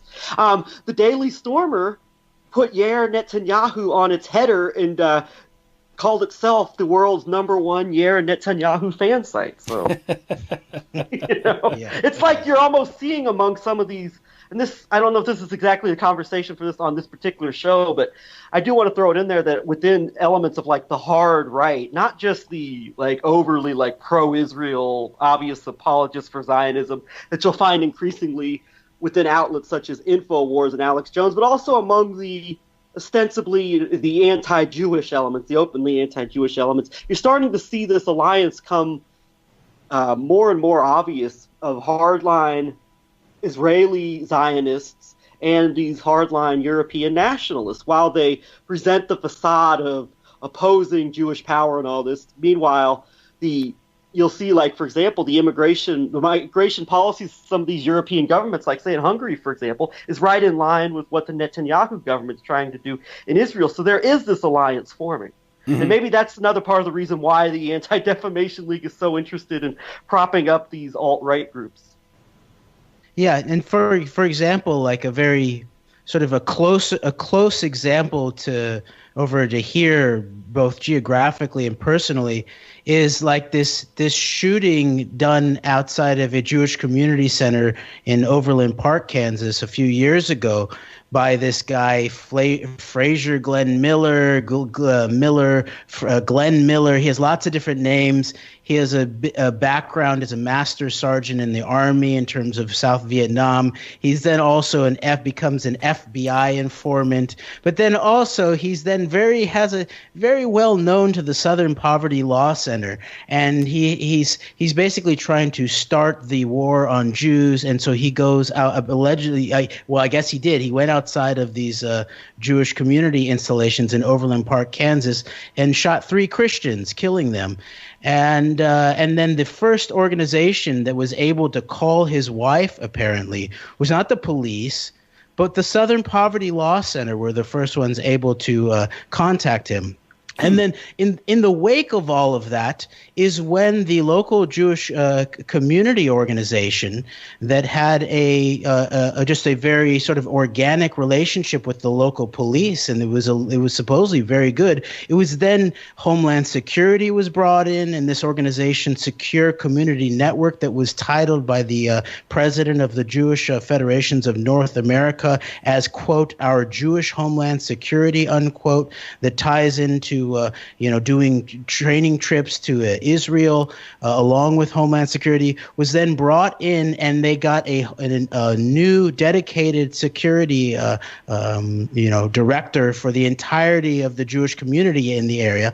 And this is the man who apparently instigated both searches against both Greg and me 2 years ago on our way into a Truman in Israel lecture at the Kansas City Public Library, but who also was the one who ultimately initiated violence against me, and also then ultimately against the librarian. So there's interesting that the wake of these kind of actions, where you have this guy Miller, Fraser Glenn Miller, where he's basically in a courtroom saying that he would do it again because he's starting the war on Jews, and this is sort of like the way to go about it. And somehow he killed 3 Christians in the midst of it. And in the midst of the wake of this kind of incident, you basically create an Israelification of the security, psychology, and infrastructure surrounding the local Jewish communities that end up actually assaulting the First Amendment a couple years later. And so I just sort of find it sort of interesting, the architecture of the way these kind of sort of sketchy characters and their relationships with some of these sketchy organizations ends up in having these long-term effects of really helping destroy certain fabrics in the community. Yeah, and those violent events, or these shootings and these things, they create an environment where people think they need to somehow increase the security, the state. Whether now a good example is this whole thing about school shootings, and the dialectic is gun control versus armed teachers, as if that's the only right. Teachers carrying sidearms and these things. Well, no one's bothering the questions. How come 40 years ago no one needed you didn't need armed teachers, and maybe 50 years ago, even in urban schools, you didn't need armed guards. What's going on here? No one's talking about sort of this alchemical degradation of society that's going on, and we just sort of accept that lowering the standards, and our response is to have more SWAT teams, raids, and militarization of the police, and turning schools into prisons. That's the school to prison program that everyone's used to being treated like a prisoner. Everyone's a suspect. Everyone should always be scared, and who benefits from that type of environment? And the more you look at these events, the more staged, quite frankly, more fake they look in many respects. It just, I mean, I don't know to what extent you watch the pixelated reality we call the media and really put any faith in it anymore. I'm suspect of anything I see on the screen, at least the interpretation of those events. But one thing you did do, a cite in your last talk, is maybe we should focus on it. What I think is very interesting, because these are very important events, is the relation of B'nai Brith to some of the to like the Martin Luther King assassination, and maybe the Kennedy assassination. Go ahead. Yes. So in terms of the King assassination, it really needs to be delved into a bit more. And really, there's just little inklings of where it might go in relationship to some of Bill Pepper's work, but also Michael Collins Piper's work. But what's very interesting is that all along the way, you find also like some of the patsies and different people potentially involved trying to write books to sort of clear themselves. And in the case of the King assassination, you have James Earl Ray, who it looks like the patsy, and basically it was proven in a civil trial in 1999 by William Pepper on behalf of the King family that Ray was a patsy for much higher, much more coordinated conspiratorial forces that tied into aspects of the U.S. government. But Ray himself claims that his handler, who is this sort of mysterious man called Raoul, who had this connection up to Montreal that I was referencing, had given Ray some phone numbers in case anything went wrong. And one of the phone numbers is a reference to, it looks like an ADL office, or at least an ADL officer in the New Orleans area. And so there is some idea here that King and some of maybe the more, what we might call more radical black activists surrounding him were starting to really turn towards solidarity with Arab nationalism, with the Palestinians specifically. So it's very interesting that this number of the Patsy's handler appears to connect directly back to an ADL officer in New Orleans. Yeah, and the Montreal comes up again. That's, if I'm not mistaken, you mentioned that's also where the Lincoln assassination, the Knights of the Golden Circle were hanging out, I believe, right? Yes. Okay, so Montreal, is this a Brothman thing or something? Yes, very. Yeah, wouldn't Montreal be like Bronfman Central, Jeremy? It appears so, yes. And I mean, and this continues all the way into the present too, because if you, even in the background of this current news story about this very strange sex cult, the NXIVM, of which the leader has been arrested, some of the actresses in Hollywood who got took part in all of this, they've been arrested, and apparently the two of the Bronfman daughters were deeply involved in this, funding it to the tune of over $100 million. But then also, if you see this war on Libya, the husband of one of the Bronfman daughters basically plays the role of Paul Bremer. Paul Bremer played in Iraq, basically this, the manager of the cleanup operation, so-called, afterwards. And so to see these kind of connections, very, very direct type of connections with the Bronfman family is pretty stunning. And I believe that the Bronfmans also, were at Louis Bloomfield, who's part of helping set up Permindex, was very much tied into the Bronfman family. And of course, some of the other aspects of the Bronfman family is that they are key elements. The elder Bronfmans were key elements of this mega group, which there was a lot of talk about the mega group during Clinton. about how when there was an intercepted communication by I believe by the NSA and shared with the maybe by the FBI that talked about Israeli intelligence telling someone we don't use Mega for this kind of scenario, and this was in relationship to trying to get information surrounding some of the Clinton scandals. And so people were on the look for Mega as some sort of individual mole potentially. And of course, names like Rahm Emanuel would come up because Rahm Emanuel was the right-hand man and the chief of staff for Clinton, and then ultimately also to Obama. So that would seem to make some sense. The son of Irgun, his father's from the Irgun. He seems like he's probably, I've seen him written up as the head of Mossad in North America. But then it looked like this idea of Mega was actually the name of a Jewish Zionist group of billionaires that included the elder Bronfmans, but also included such people as Les Wexner, who looks to have been an original sponsor of one Jeffrey Epstein, having even, it looks like, given him his one of his brownstones, or at least sold it to him in some way, and it included already pre-wired setups of certain kinds of cameras that apparently play into aspects of these sexual blackmail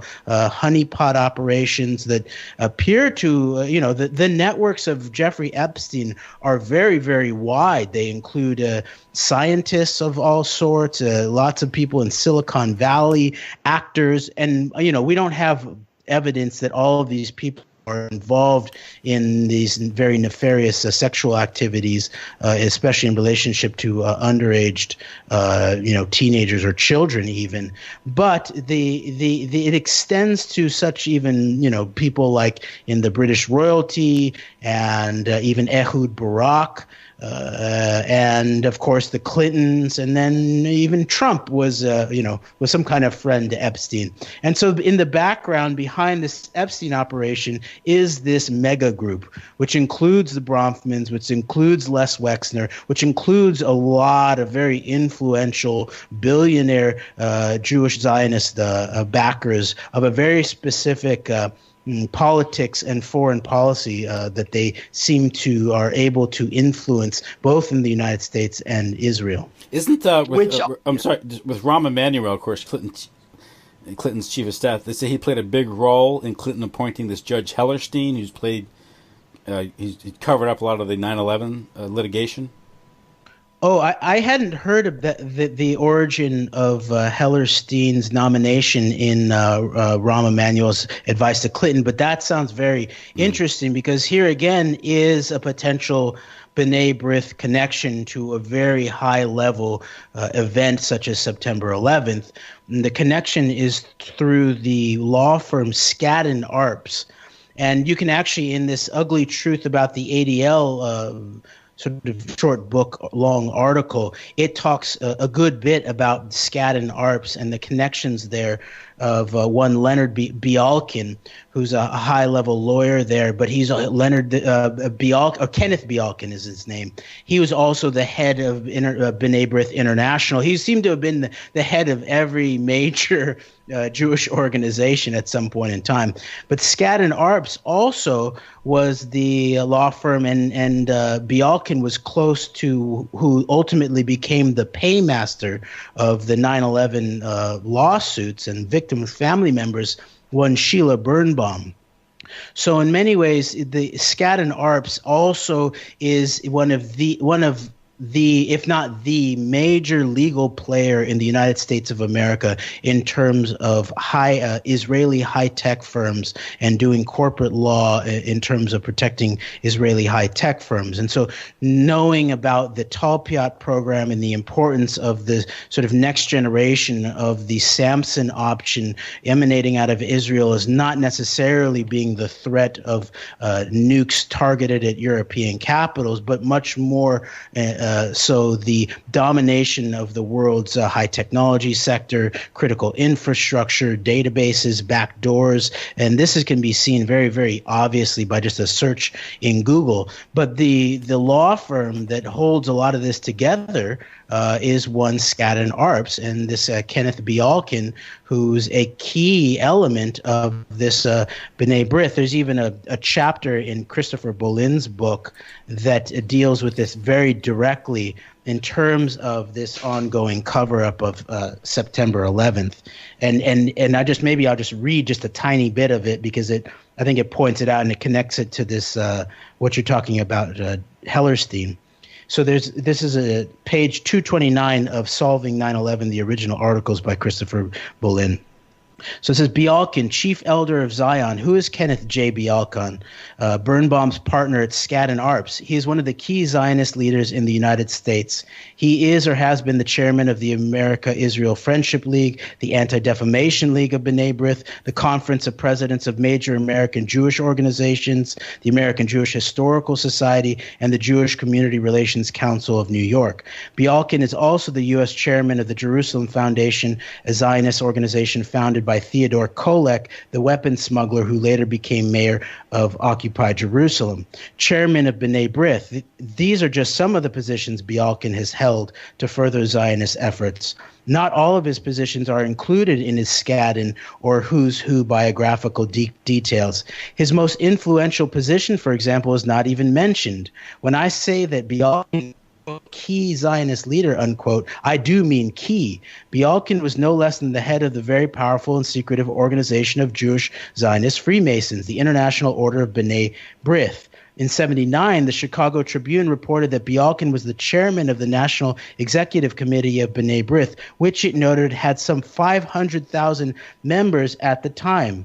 Most likely, Judge Alvin K. Hellerstein is also a high-level member of B'nai Brith, as I expect are Kenneth Feinberg, Michael Mukasey, and Michael Chertoff.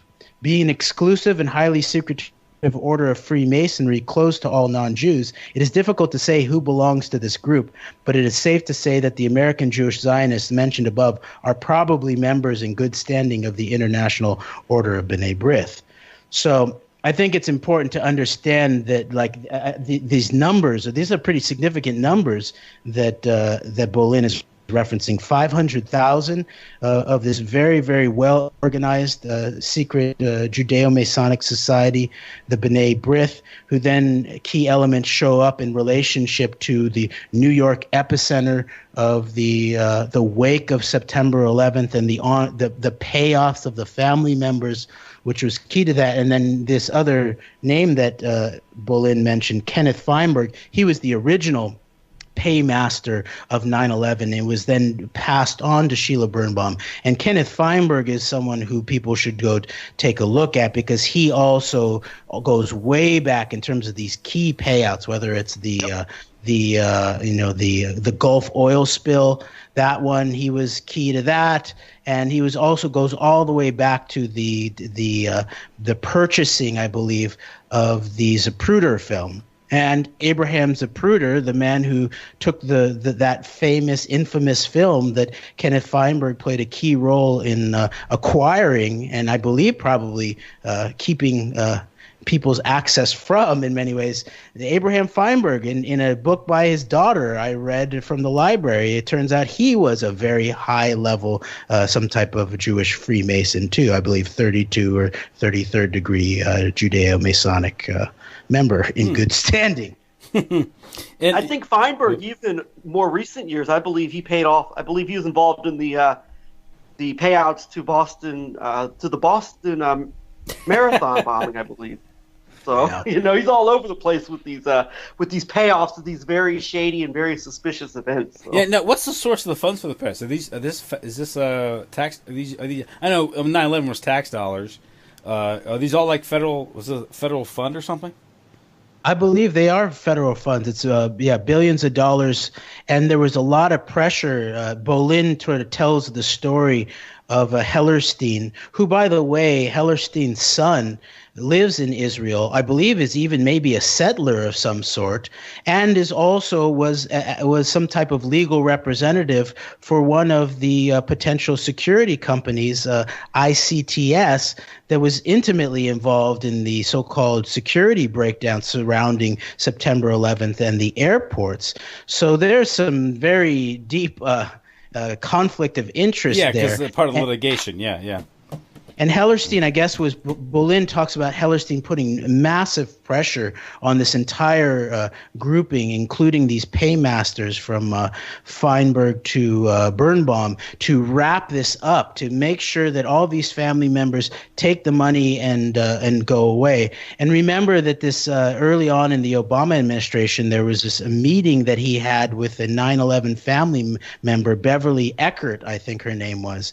And supposedly she was very well respected amongst all of the family members, and she was still going after the truth. And then apparently she died in a plane crash very soon after having visited the White House. Yes, so another convenient plane crash. Yeah.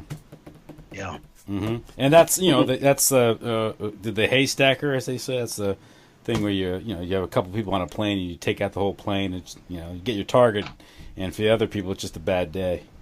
No, it's interesting because they're doing these payouts, and of course they're paying out other people's money. Which, of course, it's not like they're not drawing from their own accounts. Or these paymasters, and where's the money coming from? It's just accepted as normal now that Congress, I guess, just opens up the checkbook and pays these people off. And that's, it's people who are suspicious about some of these events, and you think, how can you carry out some of these events? Is you buy people off, and there it is, right? Is there any really opening accounting of where the money's going and who's paying? It's just, it seems to me it's odd that we've gotten to that anytime there's a disaster, bad event, that automatically means that the U.S. taxpayer has to bail out people, or pay people off for their misfortune. I just, if I get in a car accident and die, my wife's not going to get a check from the U.S. Congress to deal with the law. And in a way, it's a way of insulating the sort of certain aspects of the power structures from the truth, which the best part, or the best potential part, one of the best potential parts of our judicial system is the idea that within due process, the truth then gets put on a public record. Yeah. Factual evidence gets put on in the public record for the people to know what's actually going on. And I would say it's one of the key elements of actually having an idea of self-governance and rule of law, is that you actually have to have full due process and not just have payouts, especially in the relationship to some of the wake of these apparently, very obvious deep state manufactured events. Well, at the very least, you shouldn't have judges being approved for the federal bench who have taken secret oaths to B'nai Brith. Right? Well, that's an interesting question, because then that references back to the research that Alison Weir has done to the idea of the Parushim, and that Supreme Court, the first Jewish Supreme Court Justice Brandeis, as a key element of being potentially doing his duty around a key element of the judiciary, is also part of this secret Zionist society and doing things behind the scenes there. So you're right. I think this whole idea of secret oaths, I think Kennedy made a speech about how this is inimical, inimical to the idea of a free and open society of self-rule. Well, at the very least, repugnant was his term. Repugnant. Right. At the very least, how is a judge supposed to be impartial if he belongs to a secret society where he's sworn to be impartial to members? And so that's a problem. Not to mention the fact that I know this. To what extent are these judges followers of the Talmud, which presents certain problems? Whenever there's a Catholic being appointed to the federal bench, that inevitably he or she gets a question from a senator when in the approval process. Are you gonna check your religious faith at the door, your doctrine at the door, and be a judge and adjudicate based on the law? And they never have to say yes, but they never ask a Ruth Bader Ginsburg, or do you study the Talmud, and are you going to check it at the door? Two can play that game, but you never get that question, I suppose. That's true. That's true. I believe on the topic of Hellerstein, you mentioned his partner in crime there, Michael Mukasey, briefly, and there was talk of when Trump fired that Preet Bharara as the prosecutor for the Southern District of New York, where a lot of the intrigue around Trump and so-called Russiagate is centered out of with his business properties and all that. There was talk of replacing him with Michael Mukasey's son, I believe. Mm-hmm. Yes, and also I believe that Rudy Giuliani, the law firm that he went to work for to be like their cyber security expert, was it Greenberg, Traurig Greenberg? Yeah. That's also the firm of Mukasey's son. Yeah. Yeah, and Giuliani mentioned by name on Judge Jeanine Pirro's Fox News show Michael Mukasey in reference to helping Giuliani draft the travel ban from Muslim countries, Middle Eastern countries, just happened to leave out Israel and Saudi Arabia. Of course, that was Mukasey was directly involved with that. So. And isn't it interesting too that it's like these sort of elements of from the Bush years, right? The key elements of the Bush years.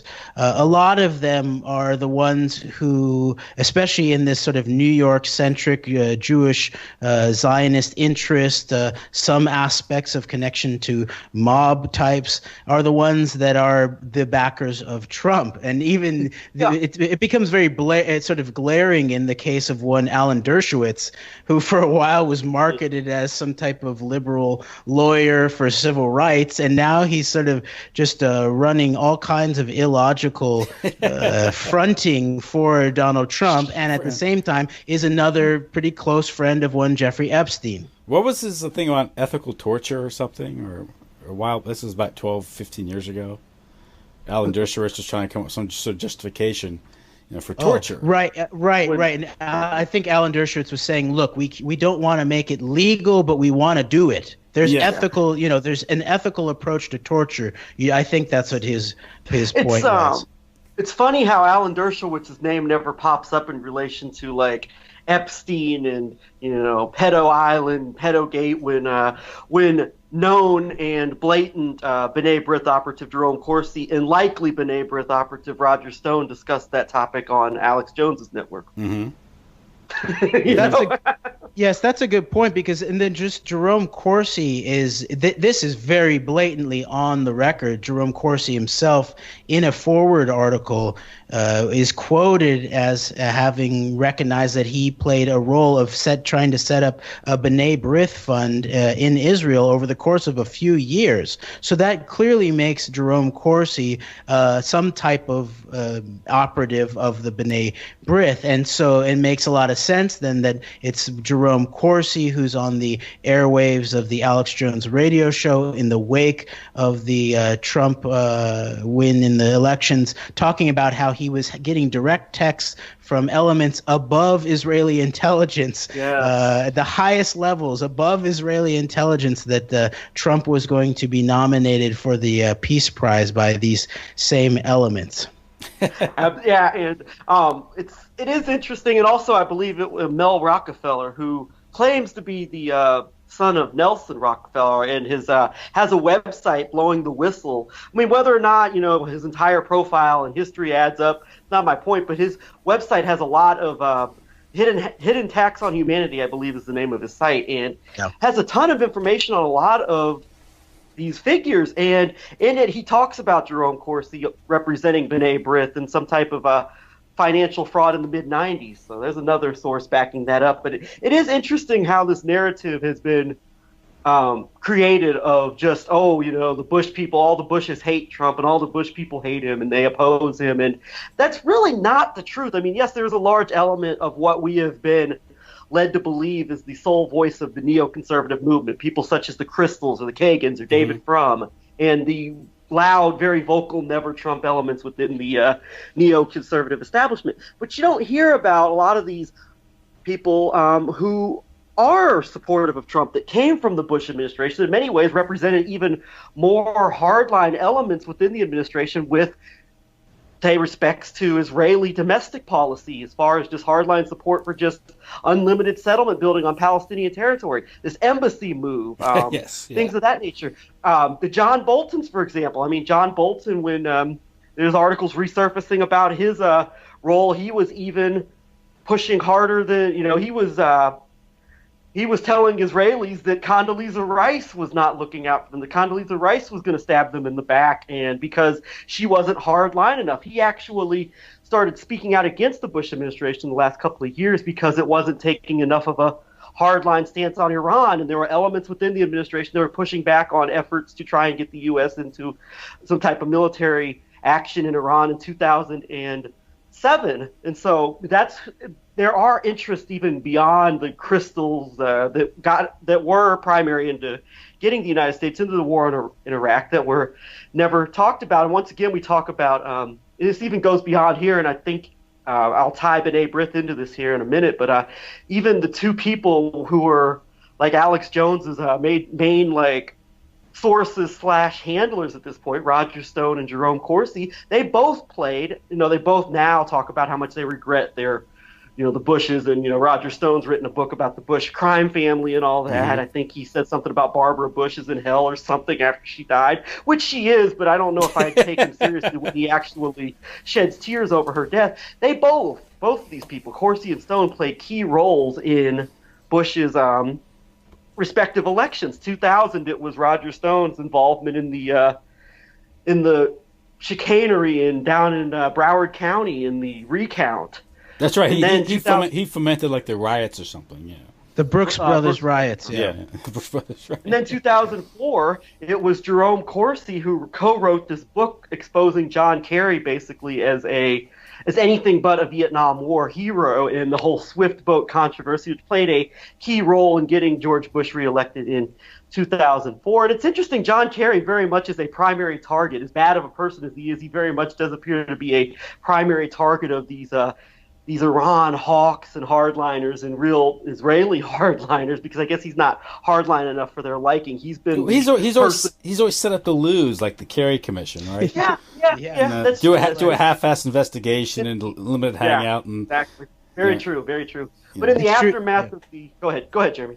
Well, just I think that's right, Tim. Like the investigation to Iran, he was sort of there to sort of lose the thread right when it came to the deeper aspects of it and the drug running, and then in 2004, even that interview with Tim Russert. Yes, that is an infamous interview when Russert asked both Kerry and Bush about their Skull and Bones membership, and you can tell Kerry at some level has already been told that he's the designated loser, and then ultimately he was. And the combination of this sort of public propaganda by the Jerome Corsi types, but then the back end machine hacking by elements like Rove's IT guru Mike Connell, who was then ultimately in 2008 taken down in an apparent black operation in another plane crash right when he was about to be deposed, I believe. Yeah, and his lawyer asked for protection, and they wouldn't give it to him.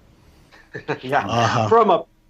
think from a purely propaganda perspective, though, you could say Corsi was one of the, in some ways, in terms of propaganda wars, a key player in some ways in shaping the narrative in some ways against John Kerry by putting out that Swift boat narrative, which the media picked up on. Even the media that defended him, of course, publicized it and all that. And then, of course, Corsi went on to write a book with the Ohio Attorney General Ken Blackwell about restoring morality to America. Ken Blackwell has been implicated as the primary figure who was involved in the manipulation of the Diebold voting machines in that election. So, I mean, there you go for ethics. But I do think Corsi, though, is just one example of what we talked about this in one of our shows, I think, not too long after Trump got elected, Jeremy, what we call it, the establishment outside of the establishment. Like, you have the DC establishment, you have what's called the deep state, which opposes Trump, right? And no doubt they have more than their fair share of B'nai Brith operatives within the strictly Washington deep state, just the political class. You have the political class, but you also have this other class that operates out of places like, say, Southern Florida or Las Vegas or New York City, where Donald Trump happens to be one of the kings, by the way, for so long. And this element is, they say Donald Trump's an outsider. Well, in a way, perhaps he is an outsider, because he really isn't an insider to the D.C. political community. But he is an insider in another very, very influential community, and that is more of in some ways, a global community, kind of this global, you could call it maybe this global mafia type network.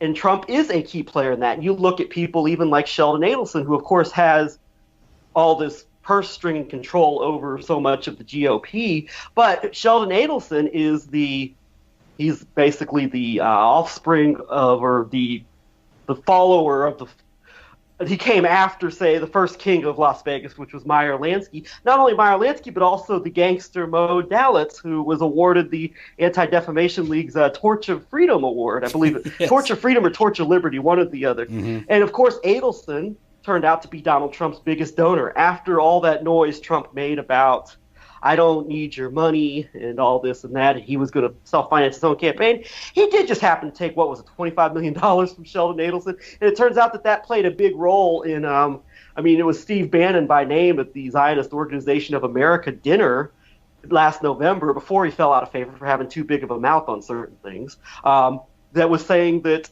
Sheldon Adelson was key in getting us through the Billy Bush Access Hollywood tape with Trump's locker room commentary on certain parts of the female anatomy. It was Adelson. It turns out that Adelson, I think, has very much been rewarded for his support of Trump with this Jerusalem embassy move and this getting out of the Iran deal, which, of course, are two of Adelson's primary motives. As Adelson, in fact, was angry at the Trump administration at first for not getting out of for not moving the embassy on the first day. He wanted it moved right away. But, Adelson, of course, has been caught on audio tape saying that, we should just drop a bomb in the middle of the desert in Iran or whatever. So drop a nuke in the middle of the desert, I believe that's a paraphrasing of what he said.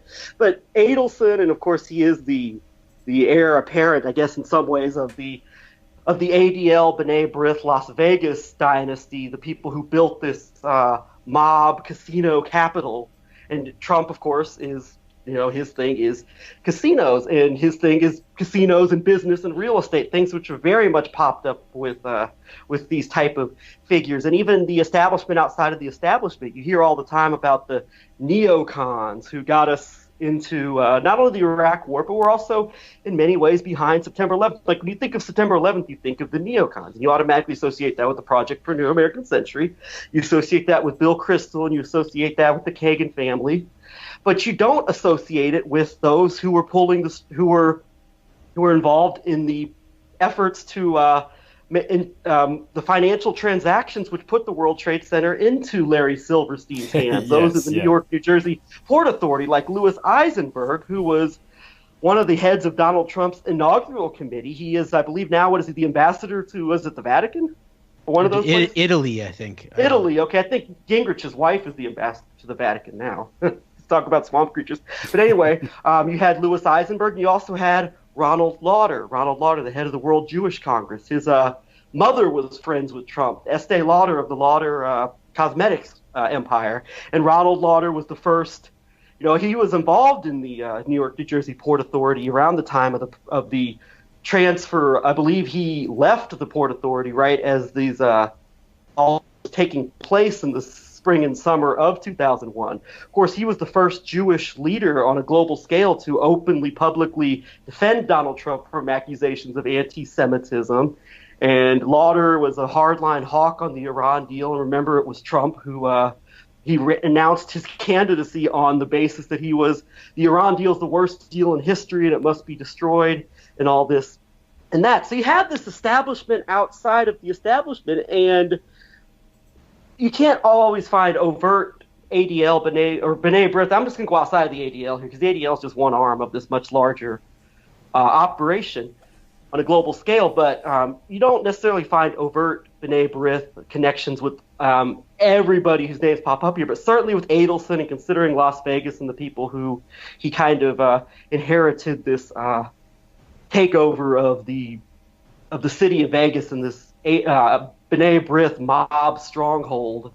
And then you look at even a Jerome Corsi who has been outside, who's considered to be on the fringes as far as the right-wing politics goes, but has actually played a very key role in shaping narratives from a very kind of behind the scenes, far hidden from the general public in so many ways. But, open B'nai Brith operative. And you see that Trump is representing this establishment. I think within the establishment, you can really tie B'nai Brith to that. And one more thing, when you're talking about the Anti-Defamation League and its current role in fomenting so much divide in our society. You see that the Anti-Defamation League has obviously played a key role in promoting someone like David Duke over the years. Of course, Duke with his shady at best background of claiming to fly for Air America during the Vietnam War and then being involved in operations in Central America and the country of Dominica with a private army to remove the communist government there. And then going on, of course, the ADL has shaped the narrative of how people look at the alt-right. And after summer of 2017, the ADL, I guess you could say it was a dossier, was put out on the right-wing movement in America, the new pro-Trump right wing. And it broke it down into two categories: the alt-right, which is the overt, more anti-Jewish voices out there, and the alt-light, which are these people who are right-wing extremists in the wording of the ADL, but also are very supportive of Israel. They're very philo-Semitic in terms of just their over praise for Jewish people and all things related to Jews. But you look at things like and they're seen as these separate entities that are sometimes enemies with each other. They don't get along and all this. But you can even go back to Milo Yiannopoulos in Breitbart in 2016 wrote this article, An Establishment Conservatives Guide to the Alt-Right. And in this article, he's just quoting people like Richard Spencer and people associated with sites like the Daily Stormer. And of course, Richard Spencer was in the crowd giving a Hitler salute while Milo was singing America the Beautiful on stage at a bar in Dallas. That is what caused Milo to be removed from the Mercer family, to stop supporting Milo back in the fall of 2017. So the ADL comes out and presents this narrative that these entities are opposed to each other, and they're also the right-wing boogeymen that you need to look out for. But it's very clear that these right-wing elements, whether it was your more openly anti-Jewish types or the effusively pro-Israel types, played a key role. Both came together to get someone like Donald Trump nominated, and these are the people who get all of this constant attention from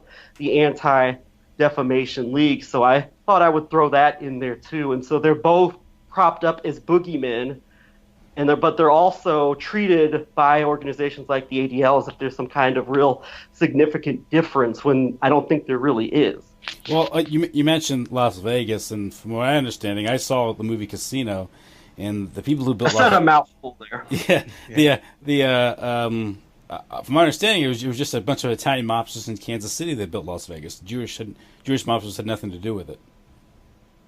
So that was from the movie, huh? Yeah. Is De Niro himself part Jewish? I don't know. He played a Jewish. He played Rothstein, or what was that character? But he was like a lieutenant of the Italian mafia. And of course, the real history of Las Vegas is, Meyer Lansky, Bugsy Siegel, Mo Dalitz. Even the legitimate. And at the most, the Italian elements like Lucky Luciano worked directly with the Jewish mobsters. Yeah, and that's the whole function of a movie like The Godfather is. It's always Italian. It's a great movie. I'm not, great. These movies are very. Interesting. I was gonna throw this in here real quick. Michael Collins Piper documented how Rudy Giuliani, as the prosecutor in New York, when he had his rise to fame as the tough on crime, he cracked down on the Gambinos and the Gottis and people like that. But really, what he was doing, according to Piper, was making the way for these Russian emigres to come in. The ones who, by the way, are directly connected to Trump in so many ways with these, Russiagate and all that. But allowed them to come in and basically take over the mob scene from the old Italian family. Yeah, and much of the traditional mob scene has gone corporate. Look at Las Vegas, and you can see this sort of in the late 70s, 80s. This war on what we call the mafia was sort of a pushing out, because the mafia had played its role in the middle part of the 20th century, and by the late 70s, 80s, it was pushed aside because much of the criminal activity the mob was involved in, all the vices had been legalized, had been corporatized, so they're not really needed anymore. And you have maybe a higher level of organized crime operating, which is sort of like a corporate model, a Sheldon Adelson for that, right? And yes. Did you ever see that scene in The Sopranos where a couple of Tony's crew go out and try to shake down a chain coffee? It's supposed to be like Starbucks. it's not Starbucks in the show, but it's like a Starbucks. And of course, they're doing their usual protection racket, and these two goons walk into the store, and there's this manager there, cleaning up, doing this thing, and it goes, "We're from the Bergen County Improvement Society. We'd like to know if you'd like to contribute to our organization." And it says, "This community is up and coming, but it still has its problems, if you get my drift." And the manager goes, "Isn't that what the police are for?" And he goes, "Well, yeah, they do their best, but they get their hands full." And says, "I don't know, I can't authorize anything like that." And then one of the goons goes, "What if someone were to throw a brick through your window?" And the manager goes, "I don't think corporate would care. They have like 10,000 stores in America alone." And says, "Oh, what if someone came? What if the manager got his legs broken?" He says, "I don't care. They just hire somebody else." And then the manager gets kind of keen on what's going on there. He looks at him and he goes, "Listen, they count every effing bean in this store. I have no discretionary cash. I can't pay you anything." And the two guys kind of look at each other dejectedly and walk out. And one of the goons says to the other, "Ain't nothing left for the little guy anymore." I mean, that really is. I think that's sort of that's the message in a way. That's sort of the implied theory behind something like the book Super Mob, that has this, occasion that was mentioned earlier of when Mo Dalitz basically went straight, or was his money was donated to the ADL and then he was given an award. And that part of this underlying thesis, I believe, behind this book Super Mob is that part of the reason that the Jewish mob has been so successful, especially in relationship to the Italian mob, is because it has done this kind of corporate washing, or this institutional washing of the money, and made it completely corporatized and accounted for and out in the open in many ways, rather than sort of being relegated to street money.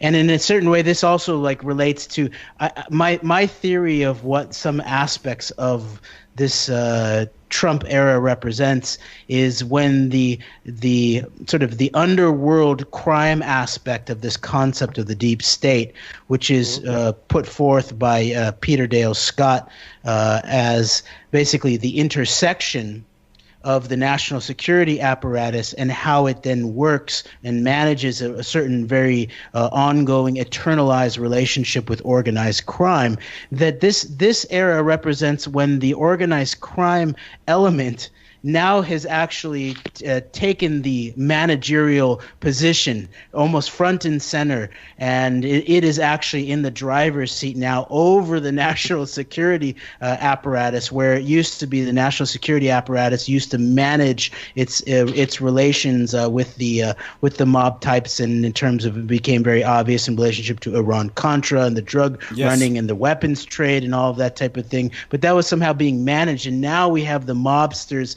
in the highest offices in the land very, very openly in a way. And so, and you can see the way that the way that the ascent of the Jewish mob, especially at the same time as the founding of a Jewish state, created this external fixed point where this mob world could actually be operating on behalf of an externalized state apparatus. And you see that the ADL, of course, is always in the mix. And even later in this article about the ugly truth about the ADL, it talks about the Jonathan Pollard incident in the 80s, and that at that point, this Kenneth Bialkin, aforementioned, he was the national chairman of the ADL, and he immediately flew to Israel when Pollard was arrested.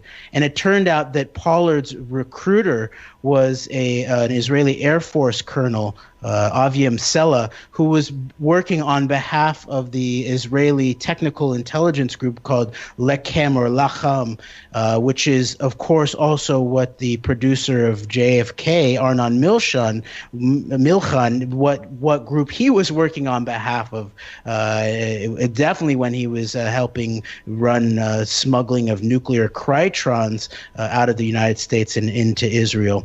But then you really see that this sort of background of this, that the thread in many ways between the Jewish mob and then the institutionalization of the mob money, as most obvious under that Mo Dalitz situation, run by the ADL in many ways, becomes the fabric in between these different national security apparatuses in terms of the United States and Israel. And this Pollard episode is a really, really key one, I believe, too, in that it even was reported later on that a lot of what was stolen in terms of the documents that were stolen were not ultimately of that much interest to Israel, and that they were very quickly passed on to the then Soviet Union. Which then points to a potentially much deeper thread that you can actually read into some of the background of the B'nai Brith, which I mentioned very briefly earlier, in terms of the potential elements of the B'nai Brith in relationship to the rise of the Bolsheviks in Russia, and then somehow negotiating this sort of dark world global intelligence relationship amongst all these different parties, whether the United States, Israel, and the Soviet Union. And then also more recently, we've also seen a clarity. I believe MI6 released some papers that showed that Kim Philby, who's known as like the highest level, Soviet mole in the Western world, basically ever, at the highest levels of MI6, one of the closest friends, allies, mentors of the longtime chief of U.S. counterintelligence, one James Jesus Angleton, that Kim Philby apparently not only was a Soviet mole, but he played a key role in relationship to facilitating the King David Hotel bombing. So he was also a Zionist mole, and then ultimately, I would imagine, an Israeli mole. And so this is a key part of history that's not really talked about. And so the reason that I bring that up in relationship to this Pollard situation is that it turns out also that this was a very high level. There were high level moles that were apparently potentially beyond even Pollard. There was a question of even whether one Dr. Andrew Marshall, who was at the head of the Office of Net Assessment, he's sort of known as basically the Yoda for many, many years of the highest levels of U.S. military intelligence. He was the sort of high levels of the Rand Corporation, that there was some whisper that Marshall, that Andrew Marshall might have been some type of a mole, or at least some helping facilitate this relationship with Pollard. So that then suggests if the Pollard documents really ultimately largely ended up in the Soviet Union, and Andrew Marshall was the head U.S. strategic thinker in relationship to Soviet military capabilities, and this was all facilitated in some way by these networks that somehow span the thread between Jewish organized crime and also organizations such as the Anti-Defamation League through aspects of Israeli intelligence, including Israeli technical intelligence, but then on into the Soviet Union, then we begin to get a very, very different perspective of what the 20th century actually was in terms of the so-called Cold War potentially. And then one last sort of piece to add to this puzzle is that it was the CIA pilot, John Lear. I heard him reference this idea that Ben Rich, who came from a family of prominent Filipino Jews, I believe, and then ultimately became the head of Lockheed Skunk Works, basically the guy who said, we have the technology now to bring E.T. home. Oh, yeah. So this connection to the dark, deep technology that is potentially decades beyond what we see might even tie into aspects of what is called the UFO phenomenon, even aspects of black tech energy technology. But this guy was identified, Ben Rich was identified by CIA pilot John Lear as a Mossad agent. And what's interesting too is that his son, Ben Rich's son, he's now passed away, Ben Rich has, but his son, Michael Rich, is at the head of the Rand Corporation now, which in many many ways is sort of the biggest, most major institution of long-term strategic U.S. military intelligence planning, and is, of course, where the Pentagon Papers came out of in relationship to Daniel Ellsberg and that whole situation. So I just think it's important for us to rethink this whole relationship of this, what's being identified as this deep state, and specifically this thread of Israeli intelligence, Jewish organized crime, certain Jewish institutions such as the so-called Anti-Defamation League, and then in relationship to high-level moles in key aspects of the U.S. Security apparatus, that now, when understanding the Talpiot program as a long-term strategic planning to put Israel as the sort of new center of global power in many ways, I think it's key to understand this history. And Chris, Trump is. You mentioned Rand Corporation. But you mentioned Rand Corporation. That, Chris, that takes us. I think Rand was created by Tavistock, wasn't it? Oh, that's interesting. I'm not sure about that. That's interesting. And so I don't know. It was technically the U.S. Air Force, and RAND stands for Research and Development, and I think General Hap Arnold and these things. But it has ties back to Tavistock, and it takes us back to London, which takes us back to Lyndon and Lucia. Yeah, London is the spider at the center of the web. But you mentioned it's interesting, this sort of this corporatization of organized crime, and you see this with the Jewish mafia and these things. But you see it with in relation to Iran-Contra and the cocaine trafficking involved in that operation, and the key part that the money coming in from this is with the Contra operation with what's his name, the pilot.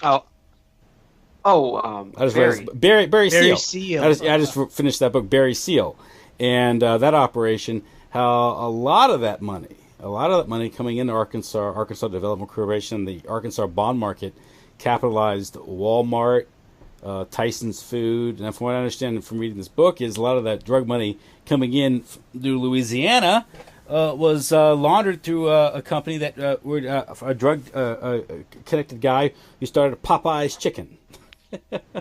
Interesting. So much of our culture, the economy of the United States, our culture, is being shaped by it being twisted and kind of warped or distorted by. Catherine Fitz talks about this, about the effect of drugs, the drug trade on the economy, the centralization of wealth, how it tends to benefit certain connected corporations who have CIA protection. Because really what it's about, and this is what Daniel Hoppus here, the point he makes in the book, is the drug war, the DEA, these things say it's about managing the drug trade, making sure that certain protected drug dealers are allowed to operate and others aren't. So the spooks, the gangsters, and the corporations can control it and capitalize on it. But it's resulting in a sort of a concentration of the U.S. economy, the destruction of the local-based mid-sized company, and this corporatization, sort of turning the country into a giant, vast global store, where we have very few employment operations. There's very little competition to speak of anymore. You can get a uniformity of corporate policy. You can conduct a lot of social change through corporate policy, and that's a lot of what we get. And then you see something very Freemasonic in this, by the way. What pops into my head is that the key banking scandal of that same era, the Iran-Contra era of the 80s, was the junk bond, Michael Milken scandal. And then, of course, there's another deep ADL connection to that whole thing. And then who was the lawyer who was going to defend Michael Milken against the serious journalism from a Wall Street Journal editor about the corruption and call it anti-Semitic? Was one Alan, guess the last name? Dershowitz? Dershowitz. No, Greg, you're about to say something. I'm sorry. No, I was listening, but it's like, Trump drained the swamp. Well, yeah, maybe he did drain the swamp of like just typical DC establishment types, but he's pretty much replaced it with a whole nother swamp, which is made up of, real hardcore pro-Israel, say anti-Iran hardliners, and these more or less You got more or less these mobbed, openly mobbed up Rothschild connected figures such as this Wilbur Ross, the Commerce Secretary, who bailed out Trump while he was heading the bankruptcy department at Rothschild Inc., or even a Stephen Mnuchin, who we've gone in depth with on some of our shows, Jeremy. People like that. And so, yeah, in a way, maybe he has drained the swamp. It doesn't mean he hasn't replaced it with a whole nother one. I mean, yeah, and you mentioned like this idea that you're going back to Kim Philby, and you mentioned the Rothschild. Now, Rothschild, did a recent interview about the Rothschild, who's head of British intelligence during the Second World War. And I just listened to that one. Yeah, and it turns out that according to this KGB general's memoirs, Sirov, that Rothschild was an Soviet asset. Now, really, if you're looking at the relationship, it really is that the Soviet Union was a Rothschild asset. Right. And so he exposed Philby to sort of prevent exposure of himself as the what do you call it, the fifth man, Rothschild turns out was the fifth man. And but the same, what that really tells us about the Cold War is, again, if you look at Rothschild banking families, these things, is that the situation in the Soviet Union was largely stage managed ultimately for the benefit of the banksters, these Rothschild families, because the dialectic of the Cold War, they were able to make a lot of money off military, procurement, weaponry, the wars, the Korean War, the Vietnam War, the various proxy wars throughout South America. This creates drug trade, drug trade routes where they can make vast sources of money off. It just goes back to the days of the opium trade. And there's so much money being made off this. At the same time, it's of course you can also opiate society the same way that the British East India Company targeted the Chinese society. They appear to be doing it now to American society, legitimately through psychiatry and the dosing of the population. I think a quarter of American women are on drugs, and I think 20% of adult men are on some sort of drug. So, and you look at the family like the Sackler family and these things, and their involvement in, they've made a lot of money off OxyContin, So, there you have it. So I think we covered a lot of ground tonight. Anything else you want to say? Well, I just wanted to add one thing in terms of this Philby conversation. I just wanted to fill in the last little piece that I think ties into that in relationship to the construction of the Cold War as some type of Masonic weaponized dialectic is James Jesus Angleton. And there's a recently published book by Jefferson Morley titled The Ghost that fills in some interesting information in relationship to Angleton's long-term relationship with the core elements of Israeli intelligence. And this was already being fleshed out in many ways by Michael Collins Piper in relationship to his book on the Kennedy assassination, Final Judgment, and seeing in the figure of Angleton the sort of central U.S. intelligence figure who held the operation all together, including the double patsy side of it in terms of Lee Harvey Oswald, Harvey Lee Oswald. But the other side of the Angleton scenario that hooks into this relationship with the Rothschild as head of British intelligence and sort of pushing Philby potentially under the bus in order to save his own molehood in a way, is that it was Angleton that was seen as this mega Soviet mole hunter. And in many ways, a lot of the sort of apparently very loyal elements of the CIA were undone and pushed out by Angleton. And many people joked about how if that maybe Angleton was the mole that he sought, because he was basically paralyzing the U.S. intelligence apparatus in relationship to what was basically characterized as his paranoia.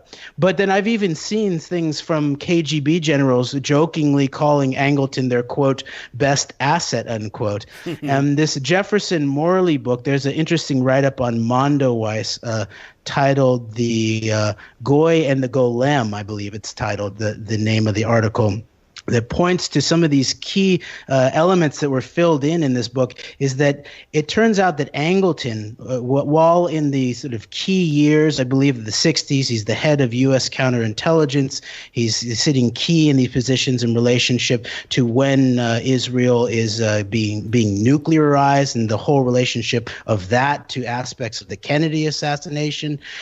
He's also having a very close personal, long-term relationship with elements of Israeli intelligence, as I mentioned. And it turns out that one of these characters is one Ephraim Halevi, who Angleton apparently spent multiple nights a week, 4 or 5 nights a week, long hours with Halevi. I believe they drank a lot, lots of whiskey, and Halevi then ultimately turns out to be the head of Mossad on September 11th. So this fills in a lot of pieces in relationship to this long-term relationship of this key figure, both in relationship to the Cold War and the hunt for the Soviet mole, in Angleton's relationship with Philby, but then also Angleton's long-term relationship with Israeli intelligence, where he apparently has multiple sites honoring him in Israel for his contributions to Israel. Yeah. Greg? Yeah, I was going to say that Jeremy and I, we did a full show on this comment, this one small portion of a live stream a few months ago that Jerome Corsi did, where he mentioned that he was part of a group that had he helped organize a meeting between Trump and Henry Kissinger with a group that has capabilities above Mossad. And, Jeremy earlier alluded to above Mossad when he was talking about Corsi getting texts from Israelis on air while he was on the Alex Jones show. And that this meeting was designed to, bring Kissinger into the fold as a Trump administration, this is still candidate Trump at the time, would look to restructure and basically reset Middle East policy after what Corsi describes as the disastrous policies of the Obama administration, which of course were disastrous. But it gets me thinking about this whole elements above Mossad, and you hear the whole idea that like Netanyahu's top military people disagree with him on the Iran deal. You hear that a lot, especially from more liberal Zionist publications like Haaretz. And this is just a theory here because I don't want to assert this as fact because we know just how nefarious Mossad is. But when you think about elements beyond Mossad, is it the Mossad, or is it elements above Mossad that are pushing for the real hard line against, say, Iran and the elements getting out of this deal? Because I was thinking about Black Cube, the company that Harvey Weinstein used to basically track down and dig up dirt on his accusers, is the same company that people within the Trump administration used to dig up dirt on the negotiators of the Iran deal within the Obama administration, including Ben Rhodes and others who helped put this deal together. So are we just dealing with say, Israel and Israeli? Are we just dealing with, say, the Mossad? Are we just dealing with what we've come to be termed as Israeli intelligence with Mossad, or are we dealing with even elements above that are kind of lurking even further behind the shadows, connected to such groups as perhaps these mega group operatives of these American, in some cases global Jewish Zionist billionaires that kind of have this network where they're involved in, it looks like in the case of, say, the Brofman sisters, or in the case of a Leslie Wexner, is playing key roles in setting up these sexual compromise allegations. Campaigns, which of course was a primary staple of one Roy Cohn, who was Donald Trump's mentor. He was quoted as saying to New York detective Jim Rothstein that he was involved in sexual compromise operations. And so when you see this, are we moving into an era where it's just going to be this, with under Trump and perhaps under Netanyahu to an extent, that we're moving into an era where it's not just what we've known to be Israel, so to speak, when you talk about like Zionism, but are we even moving into an era where it's even elements that are above what we know are actually really, at this point, perhaps calling the shots. And you see this with the push for perhaps some of what Eric Prince is doing with these people like Eric Prince are doing with these backroom deals with these countries, these Arab countries that are forming this coalition against Iran, as well as even Russia and China, and some of the angles with the One Belt, One Road initiative in China. And so I wonder, are we just moving? Are we designed to just look at, say, like just what we know as Israel as being behind so much of these operations, when perhaps it's even more than what we've long just associated with quote unquote Israel, and that they're pushing the more hardline elements within the Trump administration? I thought of that when I thought of the intel capabilities above Mossad, and I was thinking about that tying in Weinstein to the in Black Cube to this Iran deal, digging up dirt on the people who were behind the Iran deal, who helped negotiate it here in the U.S. on the U.S. side. And one more thing before we go, I wanted to mention this video that our friend Adam Green from No More News just came out with yesterday about Laura Loomer. And Laura Loomer's role is like this mega Zionist masquerading as a American patriot. You know, she's a regular with Alex Jones, Rebel Media out of Canada, which may very well be a Bronfman media outlet for all we know. And in this video, it talks about her like hardcore devotion to this whole idea of the Third Temple, and she's put out tweets basically praying that Israelis will storm the Al-Aqsa Mosque, and that this way we can get our Third Temple built. And the Third Temple is part of the center of this hardcore apocalyptic messianic religious Zionist fantasy, which is both Christian and Jewish. I'm sure James Perloff probably knows a lot about that. And so one thing that Adam Green in this excellent excellent video, it's probably about 30 minutes he put together.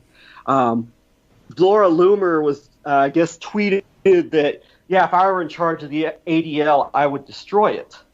And so I was thinking, like, are you really serious about that? Because, you know, the ADL is at the forefront of promoting people like Laura Loomer. She was promoted along with Mike Cernovich and Jack Posobiec and people like that, who are two of her closest allies, by the way. They're also extremely hardcore Zionists. Does she really want to, I mean, in the whole narrative and angle of portraying the Anti-Defamation League as a left-wing organization, when really what the ADL does is it promotes all of these fake conservative, fake right-wing activists, as well as these fake left-wing, quote-unquote left-wing activists like Linda Sarsour, for example, who's like the anti-Laura Loomer, you could say.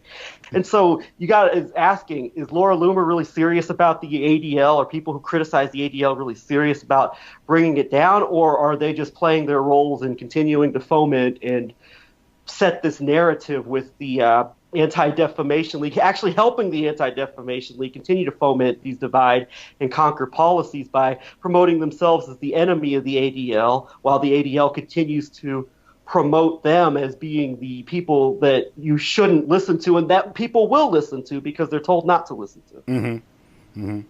And I don't know. I look at Laura Loomer. She's 23 years old. I'm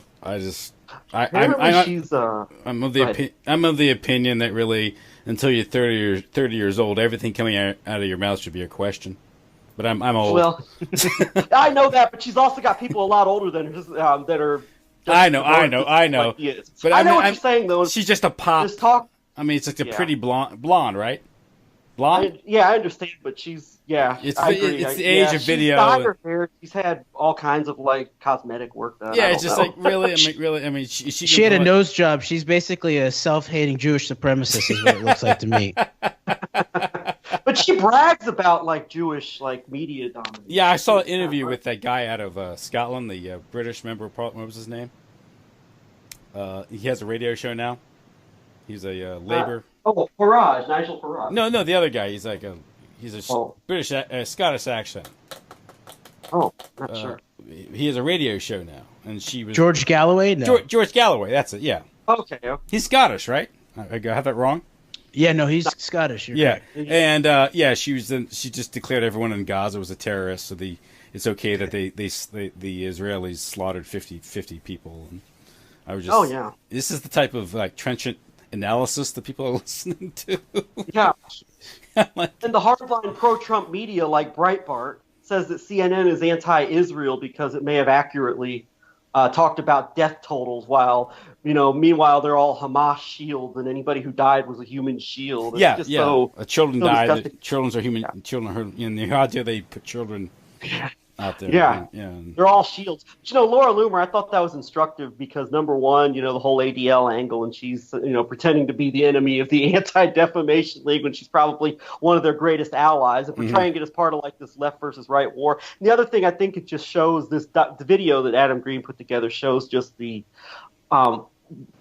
talks about a very important factor that I don't think gets enough attention, and that's the whole vision of the Third Temple and how that seems to be the impetus for a lot of this real this fervor for Trump and around this whole messianic apocalyptic community of religious Zionists, both Jewish and Christian. I think we should keep our eyes on we should be on the lookout for perhaps some type of false flag operation or something happening in Jerusalem at this site, because that could be something that could just be the impetus for even increased chaos. And I don't think that's looked at enough. So. Yeah, apparently last time it was attempted, it was Julian the Apostate. There's some sort of strange explosion from underground and act of God or something. So maybe they try as they will. I don't know if it's a good idea or not. But yeah, they're trying to precipitate something. This goes back to this sort of this premillennial pietism and the sort of this imminent eschatology where they can kind of bring on the judgment day or the Armageddon by provoking a war and forcing God's hand. And that's one of the reasons why some of these mega churches get the funding from the from Israel, because it's sort of a marriage of convenience there. Robert Jeffress, the pastor who said all those things that came under controversy while he was given the prayer for the at the embassy dedication ceremony, he was personally invited to Israel by Ambassador David Friedman via Haaretz. So, as long as you support Israel, you can say whatever you want, even about Jews, as long as you support Israel. This where they think that there was all but 200,000 Jews are going to be incinerated or something. But as long as they support Israel and they get the Christians in the U.S. to support Israel, then they can say whatever they want, even about Jews. Yes, yeah. And then also, if there's the service to the idol of Jewish state power, then you're even allowed to kill Jews. Definitely the King David Hotel bombing, September 11th, and the aspects that were tied into the Jewish state. World War II. Yeah, I mean that's this is over and over, and these sort of key Sephardic rabbis of the Yosefs, they are always talking about the Jewish souls who needed to suffer in Europe during World War II because they were clearly had some type of dirtiness in their soul, and then at the same time it turns out that it can then serve to produce the Jewish state. And even as sort of growing up Jewish, and it was my sense of this idea of Israel that it was obvious some type of infantile theology. It was basically throwing a tantrum at God and sort of forcing God's hand by basically trying to construct an idol rather than actually live a moral and religious life. And I'd say that the wake of what's been done done by aspects of Israel, I think really prove that that's the truth. Yeah, and when the use of the term Holocaust as opposed to Shoah after the 1970s, it's a burnt offering, and therefore the millions of Jews and the millions of Europeans that perished in that war were a burnt offering. Yeah, it's basically an occult. It's an occult gift. You're right. It's like it's meant to be like, well, it had to be done in some way. It was a gift to some type of strange godhead of some sort. And I would imagine that that's the sort of the idolatry that can be tied into such figures like Shabbatai Zvi, from the 1600s as sort of like a sort of a transversal, transgressive sort of almost a satanic type of figure, a self-messianic figure who tried to overthrow all values and lead the Jewish people to worship him and maybe worship themselves. So yeah, I think you're right. There's some aspect to the introduction of the term Holocaust over the much more sort of coherently Jewish term Shoah, which really just means suffering. And so it doesn't have to have a burnt offering context in terms of some type of sacrificial aspect. And so I think there's something really, really twisted about the introduction and the insistence upon that kind of language. And I actually try to resist using it. So, well, listen, Greg, Jeremy, thank you. Thank you. I think where are we? Oh, wow. 2.5 hours. It's been a longer conversation you probably planned for. And I'm partially to blame for that. That's great. No, that's perfect. I'll let you go. I want to thank you for coming back on the show. That you two, Greg McCarron, Jeremy Roth Kushel, they are the co-host of The Antidote. They can watch, I guess you can hear those on YouTube, right? Yeah. Yes, and No Lies Radio as web radio. And you do a show with Kevin Barrett? Yes, a weekly Friday mornings called False Flag Weekly News. Great. Okay. Well, thank you. I'll let you all go. And when I post this, I'll send you the link. All right. Thank you. Thank you so much. Good night then. All right. Good night. Bye-bye.